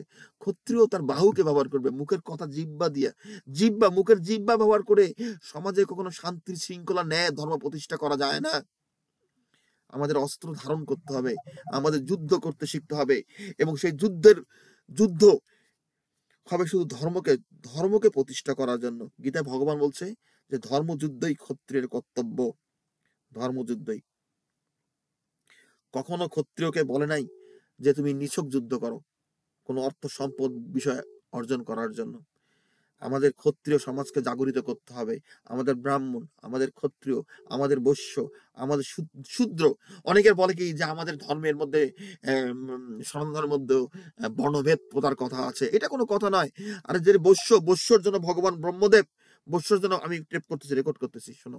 বৈশ্যর জন্য ভগবান ব্রহ্মদেব তিনি ম্যাথমেটিক্স, গণিত, সঙ্গীত, তারপর অভিনয়, আমরা যেটাকে বলি আর্টিস্টিক সাইন্টিফিক, যেটা বিজ্ঞান বলো, বিজ্ঞান চর্চা বলো, সঙ্গীত চর্চা বলো, তুমি মিউজিক বলো, বিভিন্ন যে জ্ঞান, এগুলো বৈশ্যদের কি বলে শূদ্রের জন্য। যে শূদ্র সঙ্গীতের চর্চা করে, যে শূদ্র গণিতের চর্চা করে, যে বিজ্ঞান চর্চা করে, সে কেমনে সমাজে ছোট হয় বলতো? হ্যাঁ, আমাদের মন মানসিকতা, চিন্তা চেতনা অনেক নিচে নেমে গেছে বলেই আমরা ভাবি। যারা ভাস্কর্য নির্মাণ করে, আর্কিটেক্ট, এই যে ইয়েতে আছে কি বলে, কম্বোডিয়াতে অ্যাঙ্কর ওয়াট বলে একটা টেম্পল আছে হিন্দুদের, এখন বৌদ্ধদের দখলে সেটা, বৌদ্ধরা নিয়ে নিছে, কিন্তু এটা হিন্দু বিষ্ণু মন্দির। এই যে মন্দিরটা নির্মাণ করছে, এই কার্যকলাপটা এটা হলো শূদ্রের কাজ, এটা ব্রাহ্মণ নির্মাণ করে না, এটা ক্ষত্রিয় নির্মাণ করে না। এবং এই মন্দিরটাকে নির্মাণ করার যে প্রযুক্তি আধুনিক যুগের কোনো দেশের নাই। আমেরিকা মঙ্গল ঘুরে যেতে পারে, কিন্তু এই মন্দির তৈরি করার মতো প্রযুক্তি তাদের মধ্যে নাই। এইটা হলো পৃথিবীর সবথেকে বড় ভাস্কর্য। তেমনি কিংবা আছে মনে করো আমাদের ভারতের কৈলাস পর্বত, যেটা একটা পাথর কেটে তৈরি করা হয়েছে। হ্যাঁ, এবং সবাই বলতেছে যে এই যে কারুকার্য, এইগুলা এটা মানুষের দ্বারা এটা সম্ভব হতে পারে না। আর হলে পারেও যদি মানুষে করে থাকে তাদেরকে বলা হবে শূদ্র, তারা ব্রাহ্মণ না, তারা বৈশ্য না। তা শূদ্র জাতি ছোট হলো কিভাবে? হ্যাঁ, আমাদের চিন্তা চেতনা, কল্পনার ইমাজিনেশন যেটা, সেটা লিমিটেড, সীমিত হওয়ার জন্য আমরা মনে করি শূদ্র ছোট জাতি। যারা শূদ্র তারা সেবা করে, তারা পায়খানা পরিষ্কার করে। পায়খানা পরিষ্কার আমরা নিচে নেমে গেছি, রাস্তাঘাটে যেখানে পায়খানা করিয়ে দেন নাই। কিন্তু তুমি ভালো স্যানিটেশন তৈরি করো, ভালো শহর নির্মাণ করো, ভালো ইরিগেশন সিস্টেম নির্মাণ করো, এগুলোর জন্য অনেক ক্রিয়েটিভিটি, সৃজনশীলতার প্রয়োজন। একটা শহর নির্মাণ করো, তুমি রাস্তাঘাট নির্মাণ করো, হ্যাঁ, এগুলোর জন্য ভালো অনেক একটা সিভিক প্ল্যানিং যেটা, হ্যাঁ, তুমি একটা ব্রিজ নির্মাণ করবা, একটা সেতু নির্মাণ করবা, সেটার জন্য অনেক ক্রিয়েটিভ ইন্টেলিজেন্স, এটা হলো শূদ্রের কাজ। হ্যাঁ, আমরা ওই দেখি বাংলাদেশ ইন্ডিয়াতে ওই শূদ্ররা ওই মেথরপট্টির থেকে পায়খানা পরিষ্কার করতে, এরা হলো শূদ্র। এগুলো ভুল শিক্ষা, এগুলো ভুল। আমাদের ধর্মটাকে তুলে ধরতে হবে। মূল কথা যেটা, শূদ্র যারা, তারা হলো যারা কিনা সায়েন্টিস্ট, এই যে বড় বড় বিজ্ঞানী, যারা নাসাতে মনে করেন আমেরিকার কাজ করে, তারা হলো শূদ্র। তাকে তো শূদ্র বলা যাবে না, কারণ কি তারা যে কাজটা করে ঈশ্বরকে জানার জন্য না। ব্রাহ্মণ ক্ষত্রিয় বৈশ্য শূদ্র তাদের কর্ম করে ঈশ্বরকে জানবে, ঈশ্বর সেবার জন্য তারা কর্মটা করবে। আমাদের এই কর্মগুলো যখন ঈশ্বরের চরণে অর্পণ করে করি, তখনই আমরা এই চারটা ক্যাটাগরিতে পড়ি। হ্যাঁ, অত শূদ্র কখনো কখনো নিচু না। আর কি বলে বৈশ্য কি নিচু জাত হয় নাকি?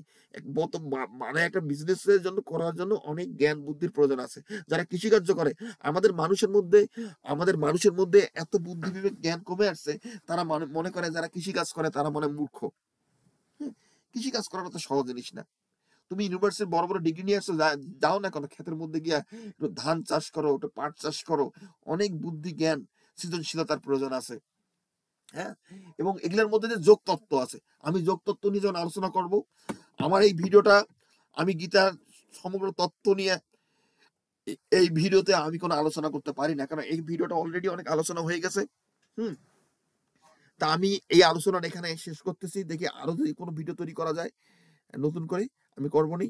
তবে আমি ভিডিওটা এখানে শেষ করছি, কারণ এই ভিডিওর লেন্থটা অনেক বেড়ে যাচ্ছে। হ্যাঁ, আমার কথা, আমাদের ধর্মের মানকে, আমাদের ধর্মের মানদণ্ডকে ধরে রাখার জন্য এবং ঠিক পথে নিয়ে জন্য আমাদের এগিয়ে আসতে হবে। এখানে আমাদের হিংসা, বিদ্বেষ, ঘৃণা, পলিটিক্স, রাজনীতি সবকিছু ত্যাগ করে আজকে সময় আসছে হিন্দুদেরকে সঠিক পথ নেওয়ার জন্য। আজকে হিন্দুরা খুব লাফালাফি করতেছে, তারা গিয়ে মিছিল করে, মিটিং করে, সমাবেশ করে, এই করে, ঐক্যজোট করে। এত কিছু করতে হবে না। মনে রাখতে হবে, পৃথিবীতে জয়লাভ করতে হলে মানুষের মেধা বুদ্ধির প্রয়োজন আছে। যখন অর্জুন কিংবা স্বর্গে গেছিল দিব্য অস্ত্র আরোহণ করতে, তখন ভগবান ব্রহ্মদেব অর্জুনকে বলছিল, হে অর্জুন তুমি নৃত্য শেখো। তখন অর্জুন বলছে, হে ভগবান, আমি তো একজন ক্ষত্রিয়, ক্ষত্রিয়ের অস্ত্র হলো ক্ষত্রিয় আত্মা, আমি নৃত্য শিখে কি করব? আমার যুদ্ধক্ষেত্রে নিত্যের কি, আমি তো যোদ্ধা একজন। তখন বলেছিল ভগবান ইন্দ্রদেব, যুদ্ধক্ষেত্রে তোমার শৈল্পিক যে মূল্যবোধ, তোমার যে ক্রিয়েটিভিটি, সৃজনশীলতা, সেটাই তোমার স্ট্র্যাটেজি, তোমার টেকনিক, সেটাই তোমার সব থেকে বড় হাতিয়ার। তোমার জ্ঞান এবং বুদ্ধি, তুমি তোমার তোমার শক্তিকে তুমি কিভাবে, তোমার বুদ্ধিকে তুমি কিভাবে কাজে লাগাও, তুমি কিভাবে প্রয়োগ করো, সেটাই হলো সব থেকে বড় হাতিয়ার। হ্যাঁ, শক্তি দিয়া জীবনে পথ চলতে শক্তির প্রয়োজন, কিন্তু শক্তির ব্যবহার যদি আমরা ঠিক মতো করতে না শিখি, যে শক্তি দিয়ে কি কাজ করা যায়, ওই শক্তি কোনো কাজে লাগে না। আমরা যেন আমাদের বুদ্ধি প্রজ্ঞাকে অর্জন করার চেষ্টা করি। খালি মূর্খের মতো, অন্ধের মতো গিয়া ফালাফালি, লাফালাফি, ঝাপাঝাপি করে আমাদের সমাজ, আমাদের ধর্মকে আমরা স্থাপন করতে পারবো না। আমাদের ধর্মটাকে, আমাদের এই মন্দিরগুলোতে তথাকথিত কয়েকশো বছরে কিছু গুরু আসছে, তাদের ভুয়া কথা বলে, উল্টাপাল্টা কথা বলে আমাদের মস্তিষ্কটাকে তারা নষ্ট করে দিয়েছে। এই জন্য হিন্দুরা আজকে মাইর খাচ্ছে। আমাদের হিন্দুদেরকে দাঁড়ানোর জন্য, শুধু হিন্দু না, সমগ্র মানব জাতি, সমগ্র বিশ্ব ব্রহ্মাণ্ডের, আমি সকলের জন্য বলছি যে এই বিশ্ব ব্রহ্মাণ্ড আমাদের সবার, এই বিশ্ব ব্রহ্মাণ্ড এবং গীতার বাণী, আমাদের শাস্ত্রের যে কথা উপদেশ, এগুলো সার্বজনীন কথা। গীতার কথা, কর্ম করো, জগতের কল্যাণ করো, তুমি কোনো কিছু উদ্বিগ্ন হয় না, তুমি সন্তুষ্ট থাকো, জীবের প্রতি কোনো হিংসা করবে না, এই উপদেশগুলো সবার জন্য। এটা কোনো হিন্দুদের জন্য না, আমি সবাইকে বলছি, সবার জন্য বলছি, যে আমাদের সবাইকে, আমাদের শাস্ত্রের জগৎ, আমাদের উপনিষদ বলো, আমাদের বেদ বলো, আমাদের গীতা বলো, এগুলা কোনো সেক্ট তৈরি করে নাই, কোনো ডিভিশন মানুষের মধ্যে সৃষ্টি করে নাই, কোনো জীবের মধ্যে। আমাদের শাস্ত্র শিক্ষা দেয় যে প্রত্যেকটা জীব, প্রত্যেকটা ভূতে, সর্বভূতে সমদর্শী, সবাইকে সমানভাবে দেখতে হবে। ঈশ্বর সবার মধ্যে সমানভাবে বিদ্যমান থাকেন। একটা পাথর, একটা গাছের মধ্যে, একটা গাছের পাতার মধ্যে, একটা বিড়ালের মধ্যে, একটা কুকুরের মধ্যে, একটা মানুষের মধ্যে, সবার মধ্যে তিনি সমানভাবে বিদ্যমান থাকেন। এই জ্ঞানগুলা সবার জন্যই প্রযোজ্য।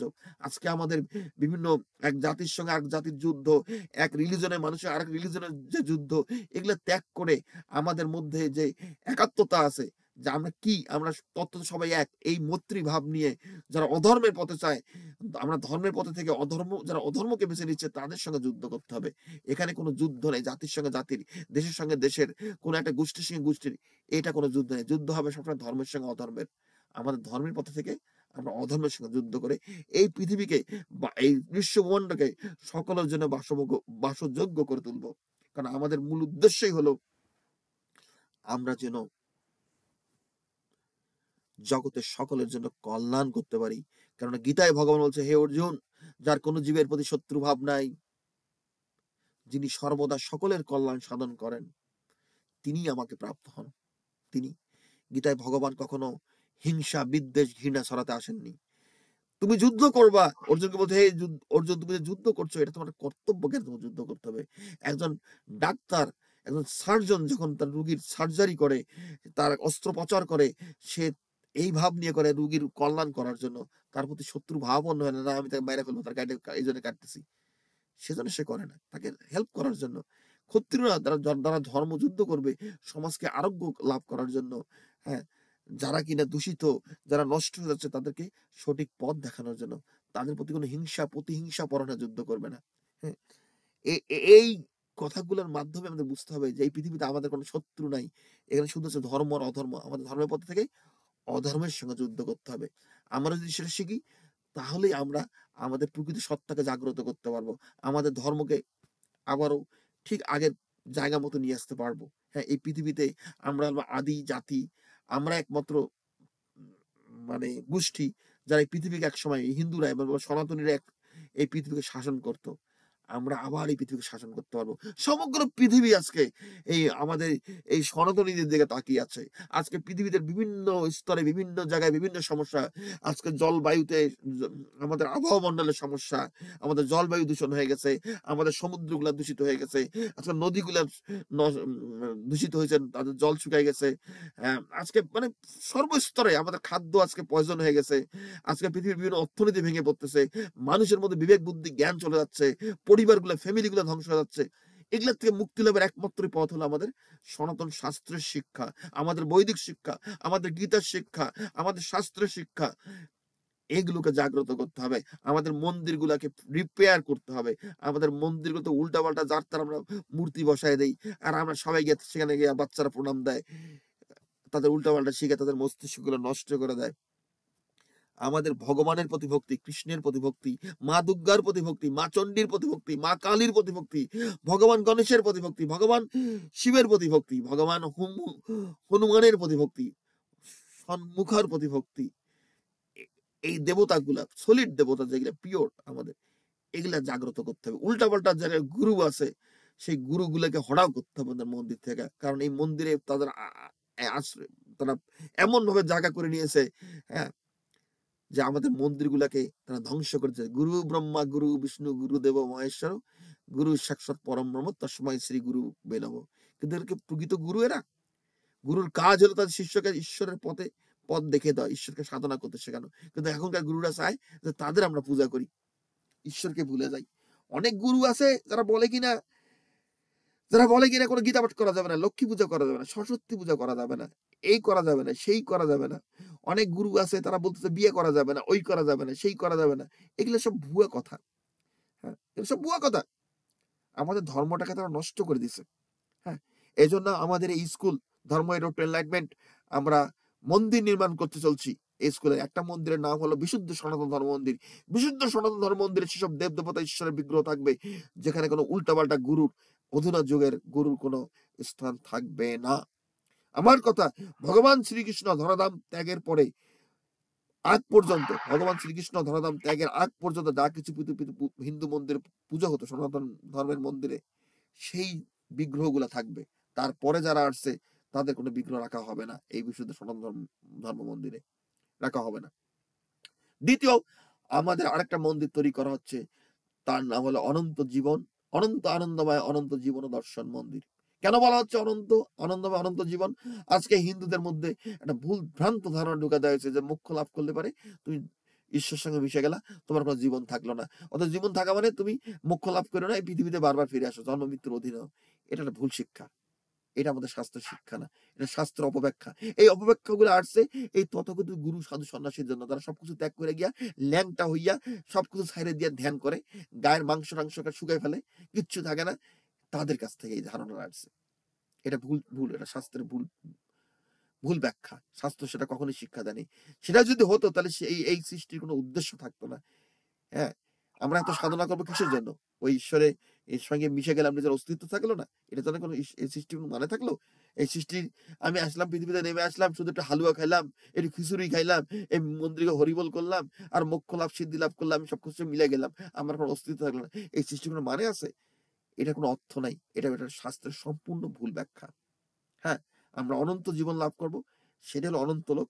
সে বৈকুণ্ঠে চলে যাব, যারা কৈলাসে বিশ্বাসে কৈলাসে যাবে। অনন্ত আধ্যাত্মিক জগৎ, অনন্ত অনন্ত আধ্যাত্মিক জগৎ আছে, শুধু তার নাম। হ্যাঁ, গীতায় ভগবান যখন দশম অধ্যায় বলছে যে অর্জুন, আমি আমার একাংশ দিয়ে সমগ্র ব্যাপ্ত করে আসি, মানে তার 4/3 ভাগে তিনি আধ্যাত্মিক জগতে রাখেন, সেখানে অনন্ত জগৎ। আমাদের যে বৈশ্বিক জগৎ, যে ইউনিভার্স, এটা একটা না, অনন্ত অনন্ত বিশ্বব্রহ্মাণ্ড আছে, অনন্ত ব্রহ্ম আছে। হ্যাঁ, অনন্ত অপরচুনিটি, অনন্ত অনন্ত। তো যাই হোক, আমি আমার শাস্ত্রে, আমার গীতার কথা, আমি যেটা বললাম, আমি নিয়মিত ভিডিও পাবলিশ করার চেষ্টা করে যাব। যারা এখানে আসতে চায় তারা নিয়মিত যে শোনে, এবং আমার স্কুলে আমি সাধারণত ডিরেক্ট কথা বলি। যারা দুজন একজন কথা অবশ্যই বলতে চায়, গীতা জানতে চায়, ঈশ্বরকে জানতে চায়, ঈশ্বর সাধনা করতে চায়, হ্যাঁ, তারা এখানে এসে সেটা করতে পারবে, সুযোগটা পাবে, এবং তাদের জীবনে একটা বিশেষ পরিবর্তন তারা লক্ষ্য করতে পারবে। আমার স্কুলে সব এ পর্যন্ত যারাই আসছে, আমার সঙ্গে সাধনা করছে, তারা একটা বিশেষ পরিবর্তন তাদের মধ্যে লক্ষ্য করতে পারছে। পরিবর্তনটা কি? পজিটিভ, ভালো। তাদের স্বাস্থ্য, মন, বুদ্ধি, জ্ঞান সব দিক দিয়ে তারা ভালো করতেছে, এবং তারা সুখী। তারা কখনো বলবে না যে গীতা পড়ে তারা দুঃখ। এখানে আমার সঙ্গে একজন আছেন, বলতো কৃষ্ণাদি, কৃষ্ণ সরকার, তুমি বলো তো, কি তোমার গীতা পড়ার, স্কুলে আসার পরে কি তোমার কি মন মানসিকতা ভালো হয়েছে না খারাপ হয়েছে মনের দিক থেকে? তুমি সুখী না অসুখী? আমার মন মানসিকতা অনেক অনেক ভালো হয়েছে। আমি একদম ভেঙে পড়েছিলাম। আমার বাঁচার ইচ্ছাই ছিল না। যাই হোক, এই ক্লাসে এসে আমি এমন জ্ঞান অর্জন করেছি যে বাঁচতে হবে, ধর্ম সম্পর্কে জানতে হবে, এবং মানুষকে শিখাতে হবে যে আমরা ভুল দিকে পরিচালিত হয়ে যাচ্ছি, সেই দিক থেকে যাতে আমরা ফিরে আসি। এবং এই যে আমাদের আগে শ্রদ্ধেয় গুরুদেব, আমার দাদা উনি যে গীতার যে অংশটুকু নিয়ে যে আলোচনা করলো, সেটা আমি চাই যে সবাই শুনুক, সবার উন্নতি হোক, সবার শরীর মন সুস্থ থাকুক, আনন্দে উৎসাহে উৎসাহে জীবন ধারণ করুক। তা আমি তোমাকে যেটা বলছিলাম যে তারা যেটা বলে যে ভগবানের ভক্তের অনেক কষ্ট হয়, দুঃখ যন্ত্রণা বাড়ে, এটা কি মনে হয় সে কথাটা কি ঠিক? না। তো সেটা ভুল শিক্ষা দিচ্ছে, তাই না? হ্যাঁ, হ্যাঁ, হ্যাঁ। এবং হ্যাঁ, আমাদের গীতা ভগবান বলছে তার যে ভক্ত তার কষ্ট কম হয়, সেটা 17 অধ্যায় বলছে। আবার নবম অধ্যায় বলছে যে এটা আমি এই তোমাকে অব্যয় পদের কথা বলতেছি যা হলো সুখপদ, এটা প্রত্যক্ষ ফলপ্রদ। হ্যাঁ, এটা হুম, সুখসাধ্য, হুম, এটা দুঃসাধ্য নয়। কিন্তু এরা জিনিসটাকে উল্টা করে শিখায়, তাই না? আমার মনে পড়ে, আমি দেখো এদের এসব অর্গানাইজেশন এদের আমার নামও নিতে চাই না, কারণ কি নাম নিতে আমার ঘৃণা লাগে, সত্যি কথা বলি। আমি সেসব জায়গায় যখন আমি গেছি, দেখ অনেক বছর গেছি, জানো আমি খুব মানসিক ভাবে খুব ভুগছি, আমার খুব খারাপ লাগছে, আমি খুব অসুখী ছিলাম। আমি যাইতাম, মন্ত্র পাঠ করতাম, পূজা করতাম, সবই করতাম, বছরের বছর, কয়েকটা বছর। মানে এমন ওদের শিক্ষা, মানে আমার জীবনটাকে আমার দুমড়ে মুছে দিয়েছিল। আমি জানতাম যে এটা ভুল ভুল, ওখান থেকে বের আসতে আমার অনেক সময় লাগছে, জানো অনেক সময় লাগছে মনের দিক থেকে। আমি দেহ দেহ দিয়ে বের আসলে পরে যাওয়া বন্ধ করে দিয়েছিলাম। আমি কখনো সিদ্ধান্ত নেইনি যে সেখানে আমি যাওয়া বন্ধ করলাম, এমনিতে বন্ধ হয়ে গেছিল। আমি তখন গীতা পড়া শুরু করলাম, এই করলাম। দেখ, আমি একটা কথা বলতে চাই কি, যে আমাদের ধর্মটাকে তারা কিভাবে উল্টাপাল্টা করে দিল। আর মানুষ সেসব বিশ্বাস নিয়ে পড়ে আছে, সেই বিশ্বাসগুলো নিয়ে পড়ে আছে। হুম, তারা ভাবে কি একটা, হ্যাঁ, এই যুগে মানুষ কত অ্যাস্ট্রোনট হচ্ছে, বড় ইঞ্জিনিয়ার হচ্ছে, নিউরো সায়েন্টিস্ট হচ্ছে, নিউরো সার্জন হচ্ছে, কত কিছু করতেছে। সব জ্ঞান তারা সবকিছু আয়ত্ত করতে পারে। কিন্তু এটা কলিযুগ, এই যুগে নাকি গীতা পড়া যাবে না, এটা জানা যাবে না। এটা কথা হলো একটা, এটা ফাজলামি ছাড়া কিছুই না। এটা ফাজলামি। আমাদের সন্তানদেরকে আমরা কিছু শিক্ষা দিচ্ছি না, তাদের স্কুলে পাঠাচ্ছি গাদা গাদা বই দিয়া, আর তাদের শিক্ষকরা তাদের মাথায় বুদ্ধি ঢুকাই দিতেছে। দেখো, হুম, এখন কথা হলো কি, যে আমি এই বদমাইশদের সম্বন্ধে আলোচনা করে আমি সময় নষ্ট করতে চাই না, সত্যি কথা বলি। আমার দৃষ্টিতে অন্যের কাছে তারা মহাপুরুষ হইতে পারে, তাদের ভগবান হইতে পারে, আমার দৃষ্টিতে এগুলো এরা বদমাইশেরা। কেন বদমাইশ? আমাদের কুরুক্ষেত্রের যুদ্ধে তাই দেখা গেছে যে ভীষ্ম সে ব্রহ্মচারী ছিল, সে কিন্তু অনেক উচ্চ মানের একজন লোক ছিল, তাই না? ভীষ্ম, হ্যাঁ, এবং দ্রোণাচার্য ছিলেন হ্যাঁ, গুরু, কিন্তু দুইজনে কিন্তু অধর্মের পথে যুদ্ধ করলো। ভীষ্ম, দ্রোণ, কৃপাচার্য, আরো অনেকে। তো দেখ, তা আমরা, এবং অর্জুনের মধ্যে সেই প্রশ্নটা আসছিল যে আমি কিভাবে পূজনীয় গুরু এবং পিতামার সাথে যুদ্ধ করব। তা আমাদের এই যে গুরুগুলো আছে বর্তমান যুগের, তারা ভগবান হয়ে গেছে, অনেক বড় মহামানব হয়ে গেছে, অনেক মহাপুরুষ তারা, তারা আমাদের স্বামী বলে ডাকি তাদেরকে। কিন্তু এরা তো আমাদের ক্ষতি করতেছে, ক্ষতি করে গেছে, ক্ষতি করতেছে, এবং তারা ক্ষতি করতে থাকবে। এটার কারণটা কি? এরা হুম, এদেরকে মানে কেন? অন্ধত্বের কারণে। এই দুই চারটে কথা বলে গেছে, মন গড়া কথা, তাদের কানে ভালো ঢুকতে ভালো লাগে, তারা সেটা সেই কথাগুলো তারা বুঝতে পারেনি, এই কথাগুলো অর্থটা কি। হ্যাঁ, এগুলো যে আমাদের জন্য কতটা ক্ষতি করে গেছে, কতটা। হ্যাঁ, কিন্তু এদেরকে নিয়ে তবু কিছু বলতে হবে। আমি বলবো না আজকে, আমি হুম, অনেক কিছু বললাম। আমার কথা কি, আমি ভগবানের কথা বলি, কিন্তু এদের কথা এই জন্য টেনে টেনে নিয়ে আসতে হয়, এই যে এদের মন থেকে যেগুলো যদি না সরে দাঁড়ায়, না সরে যায়, ভগবানের গীতার জ্ঞান তাদের মধ্যে প্রবেশ করতে সময় লাগবে, অনেক সময় লাগবে। হ্যাঁ, কি কথাটা, কি কথা, তোমার কি হুম, সেটা, তোমার কি মনে হয়? তোমার কি মনে হয়? আমি যদি তোমাদের অনেক ভুলগুলা হ্যাঁ, ভাঙায় না দিতাম, শুধু সুন্দর করে সাত্ত্বিক ভাবে কথা বলতাম, শুধু নমস্কার রইল, আপনি আজ এসেছেন, গীতার বাণী, এইভাবে কথা বলতাম টেনে টুনে, কারো নিন্দা করতাম না, কোনো কারো বদমাশ করতাম না, মানে কারো সুন্দর অনেকে করে, কিন্তু বুঝতে পারতো তাহলে কি না। গীতা বুঝতে পারতা? গীতা সহজে মাথা না, তাহলে জ্ঞান কোনো জ্ঞানই আসতো না। কোনো জ্ঞানই গীতার আসতো না। সম্পর্কে এই অন্ধ হ্যাঁ, অন্ধ এইটাই কারেক্ট। পৃথিবী থেকে চলে যেতে হতো। হ্যাঁ, এই বদমাইশদের যে ভুল ভ্রান্তি গুলো তুলে দিছে দেখে তোমাদের মাথার মধ্যে গীতা ঢুকছে, এবং গীতা ঢোকার পরে কি তোমার কি শরীর স্বাস্থ্য ভালো হয়েছে গীতা জ্ঞান ঢোকার পরে? হ্যাঁ, হ্যাঁ, হ্যাঁ, হ্যাঁ, ভালো হয়েছে। কি ভালো হ্যাঁ, হয়েছে? কি কি কি কি ভালো হয়েছে? কত কি কি ভালো হয়েছে কি বলো?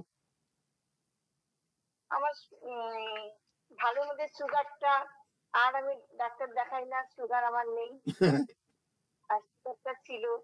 আচ্ছা, তারপরে আমি গান দিয়েছিলাম, ড্যান্স ছেড়ে দিয়েছিলাম। সব নতুন করে আবার শুরু করতে তা পেরেছি। তুমি এখন নাচো, তুমি মনেও নাচো নাকি? তুমি নাচ গান করো এখন? তুমি নাচ গান করো? হ্যাঁ, তো তোমার বয়স কত? তোমার বয়স কত বলো? 54 প্লাস, 50, 55 হয়ে গেছে হয়তো। 55 এর মতো, 55 বছর একজন মহিলা দিদি আমাদের, উনি এখন নাচ গান শুরু করছেন এই বয়সে, তাই না? হ্যাঁ, 55 বছর বয়স। তা হ্যাঁ, কত বছর তুমি নাচ গান করোনি বলো তো? কত বছর? 15 বছর। 15 বছর। 15 বছর নাচ গান করো এখানে আসার পর। তা তুমি কি মনে করো এইটা যদি তুমি নিজে গীতা পড়তে এই জ্ঞানটা অর্জন করতে পারতা? নিজের থেকে হইতো এটা? না, হ্যাঁ? না, হতো না? পারতাম না, পারতা না? জানতাম না। আচ্ছা, আচ্ছা। আচ্ছা তোমার দেখো আমার স্কুলে যারা আছে যেমন আমার দিদি তার আলসার সেরে গেল, সে নিজে স্বীকার করলো না তার আলসার সেরে গেছে। আলসার কেটেছে, আলসার কেটে খেলা খেলি ডিজিজ একটা, হ্যাঁ, সেখানে আমার এখানে আসার 1 মাসের মধ্যে সে আলসার সেরে গেছিল। হুম, তাই না? হ্যাঁ, তো যাই হোক আমার অনেক ছাত্রছাত্রী সবাই আমি তারা যখন আজকে এখন আমি এই সময় সাধারণত ভিডিও আমি রেকর্ড করি না, এটা অনেক রাত হয়ে গেছে, আমি একাই করতেছিলাম কারণ আমি আজকে বাসায় ফিরতে দেরি হয়েছে। এখানে অন্যান্য যারা আসবে আমি 100% গ্যারান্টি দেই, যারা এই স্কুলের আসবে নিয়মিত গীতার কথা শুনবে, আমার উপদেশ গীতার উপদেশ, আমার উপদেশ এবং গীতার উপদেশ এই দুটা মেনে চলবে, তাদের জীবন হাজার হাজার না লক্ষ গুণে সুন্দর হবে। লক্ষ গুণে, লক্ষ গুণে তারা বুঝতে পারবে যে আত্মা কি, ঈশ্বর কি, ভগবান কি, সব চক্ষু তাদের খুলে যাবে, সব চক্ষু। হ্যাঁ, এবং এত এত বসে বসে ঘন্টার পর ঘন্টা ধ্যান করতে হবে না, বসে বসে ঘন্টার পর ঘন্টা ওই নাকের মধ্যে আঙ্গুল দিয়ে চাপ দিয়ে তার প্রাণায়াম করতে হবে না। হ্যাঁ, আমার কথা, আমার যে স্কুলটা নির্মাণ করা হয়েছে আমি এখানে সবকিছুর যে ভালো যে জিনিস যেগুলা, মানুষ ভজন কীর্তন করে, আমি কীর্তনের কোনো বিরোধিতা করি না, কিন্তু এগুলো নিয়ে বাড়াবাড়ি করবো না। আমাদের লোকজন করতেছে বাড়াবাড়ি করতেছে কীর্তনটা নিয়ে, কি কথা ঠিক ঠিক না? হ্যাঁ, এখানে মন্দিরে গিয়ে এখানে দিন রাত 24 ঘন্টা কীর্তন করতে হবে, এটা কি ধরনের জিনিস? পরিমিত করো, আধা ঘন্টা 1 ঘন্টা কীর্তন করো, ভজন গাও, শাস্ত্র নিয়ে কথা বলো, শিল্প নিয়ে কথা বলো, সংস্কৃতি নিয়ে কথা বলো, ইতিহাস নিয়ে কথা বলো। মানুষের যেটা গীতা বলছে জ্ঞান বিজ্ঞানে মন থাকবে পরিপূর্ণ। আমাদের যদি আমাদের মস্তিষ্কের মধ্যে জ্ঞান বুদ্ধি জাগ্রত না হলে আপনি ঈশ্বর লাভ করবো কেন? অন্যান্য রিলিজন যেগুলো পশ্চিমাদের রিলিজন তারা ডিসকারেজ করবে, নিরুৎসাহিত করবে, তুমি কিছু শিখো না, তুমি কিছু যাও না, অন্যের কোনো কথা শুনো না, তুমি তোমার মস্তিষ্ক শুধু তারা যেটা বলবে সেটা দিয়ে ভরে রাখো। এটা তো রিলিজনের শিক্ষা। তারা বলবে সরাসরি যে তুমি কোনো প্রশ্ন করো না, এটাকে আমাদের সনাতনের শিক্ষা। আমাদের সনাতন কি সেদিকে গেছে যেটা কলিযুগ, আমার অন্য কিছু জানা যাবে না, অন্য কিছু শেখা যাবে না, এগুলো ফাজলামি। কথা বুঝতেছ? তা যাই হোক, আমি গীতার অনেক কথা বলছি, দরকার হলে আমি আরো যে কথা তুমি বলতে চাও থেকে আমি এই ভিডিওটা বন্ধ করে দিয়ে আর একটা ভিডিও শুরু করবো, কারণ এই ভিডিওটার লেন্থ অনেক বড় হয়ে গেল। হ্যাঁ, আমি চাচ্ছি এটা লেন্থটা লিমিটেড রাখার জন্য। হ্যাঁ, তা ঠিক আছে, আমাদের সকলকে আমি বিশুদ্ধ সনাতন ধর্ম মন্দিরে আহ্বান জানাচ্ছি। আমি অনন্ত আনন্দময় অনন্ত জীবন ও দর্শন মন্দিরে আহ্বান জানাচ্ছি। মনে রাখবে যে জীবন হলো অনন্ত, কিন্তু সে জীবন হতে হবে আনন্দময় এবং অনন্ত আনন্দময়। কারণ আমাদের সবারই পুনর্জন্ম হয়, যে চুরি করবে, ডাকাতি করবে, খুন খারাপি করবে, পাপ করবে, তারও পুনর্জন্ম হবে, তারও অনন্ত জীবন আছে, কিন্তু জীবন সুখের নয়। আমরা সেই সুখের জীবনের কথা ভাবছি যেখানে আনন্দময় জীবন যেটা, এবং অনন্ত জীবন মানে সেই জীবনে কোনো দুঃখ নাই, যন্ত্রণা নাই, কষ্ট নাই, রোগ নাই, ব্যাধি নাই, মৃত্যু নাই, জন্ম নাই, সেই জীবনের কথা বলছি। তাই এই মন্দিরের নাম অনন্ত আনন্দময় অনন্ত জীবন দর্শন মন্দির। এই মন্দিরের তাৎপর্য কেন করা হলো এসব নিয়ে আমি আবার আলোচনা করব, আমি প্রত্যেকটা জিনিস নিয়ে আলোচনা করব। আমার কথা, আমি এই পৃথিবীতে আসছি ধর্মকে প্রতিষ্ঠা করার জন্য, সাধুদের পরিত্রাণ, পাপ দুষ্কারীদের বিনাশ করার জন্য পৃথিবীতে যুগে যুগে আসি। আমি আবার এসেছি, হ্যাঁ, এই পৃথিবীর ধর্ম প্রতিষ্ঠা করে এই পৃথিবীর থেকে আবার যাব। আজকে পৃথিবীর যেসব স্থানে, হ্যাঁ, যেসব সমস্যা দেখাচ্ছে, সামাজিক রাজনৈতিক বিভিন্ন ধরনের সমস্যা, মানুষের মধ্যে হানাহানি কাটাকাটি, এগুলোর কেউ সমাধান দিতে পারবে না। জাতিসংঘ বলুক, অমুক বলুক, মানুষ হরতাল করুক, মিছিল করুক, মিটিং করুক, মানুষের সমস্যা সমাধান করার জন্য বুদ্ধিমত্তার প্রয়োজন রয়েছে। সব সমস্যার সমাধান রেসিপি আমার কাছে আছে। আজকে আমেরিকা $35 ট্রিলিয়ন বাজেট ডেফিসিট চলছে। এই রাষ্ট্র কখনো এই বাজেট থেকে তারা বের হয়ে আসতে পারবে না, বাজেট ডেফিসিট থেকে। আমেরিকান ইকোনমি কলাপস করবে, কোনো রাষ্ট্রপতির ক্ষমতা হবে না। কিন্তু আমেরিকান গভর্নমেন্ট যদি আমার কাছে বুদ্ধি নিতে আসে, আমি তাদের এমন পথ দেখা দেবো, তারা এই খাল থেকে বেরিয়ে আসতে পারবে। $35 ট্রিলিয়ন বাজেট ডেফিসিট, সেটা গিয়ে করার কোনো ব্যাপার না। সে ব্রেইন আমার কাছে আছে, সে বুদ্ধি, সে জ্ঞান।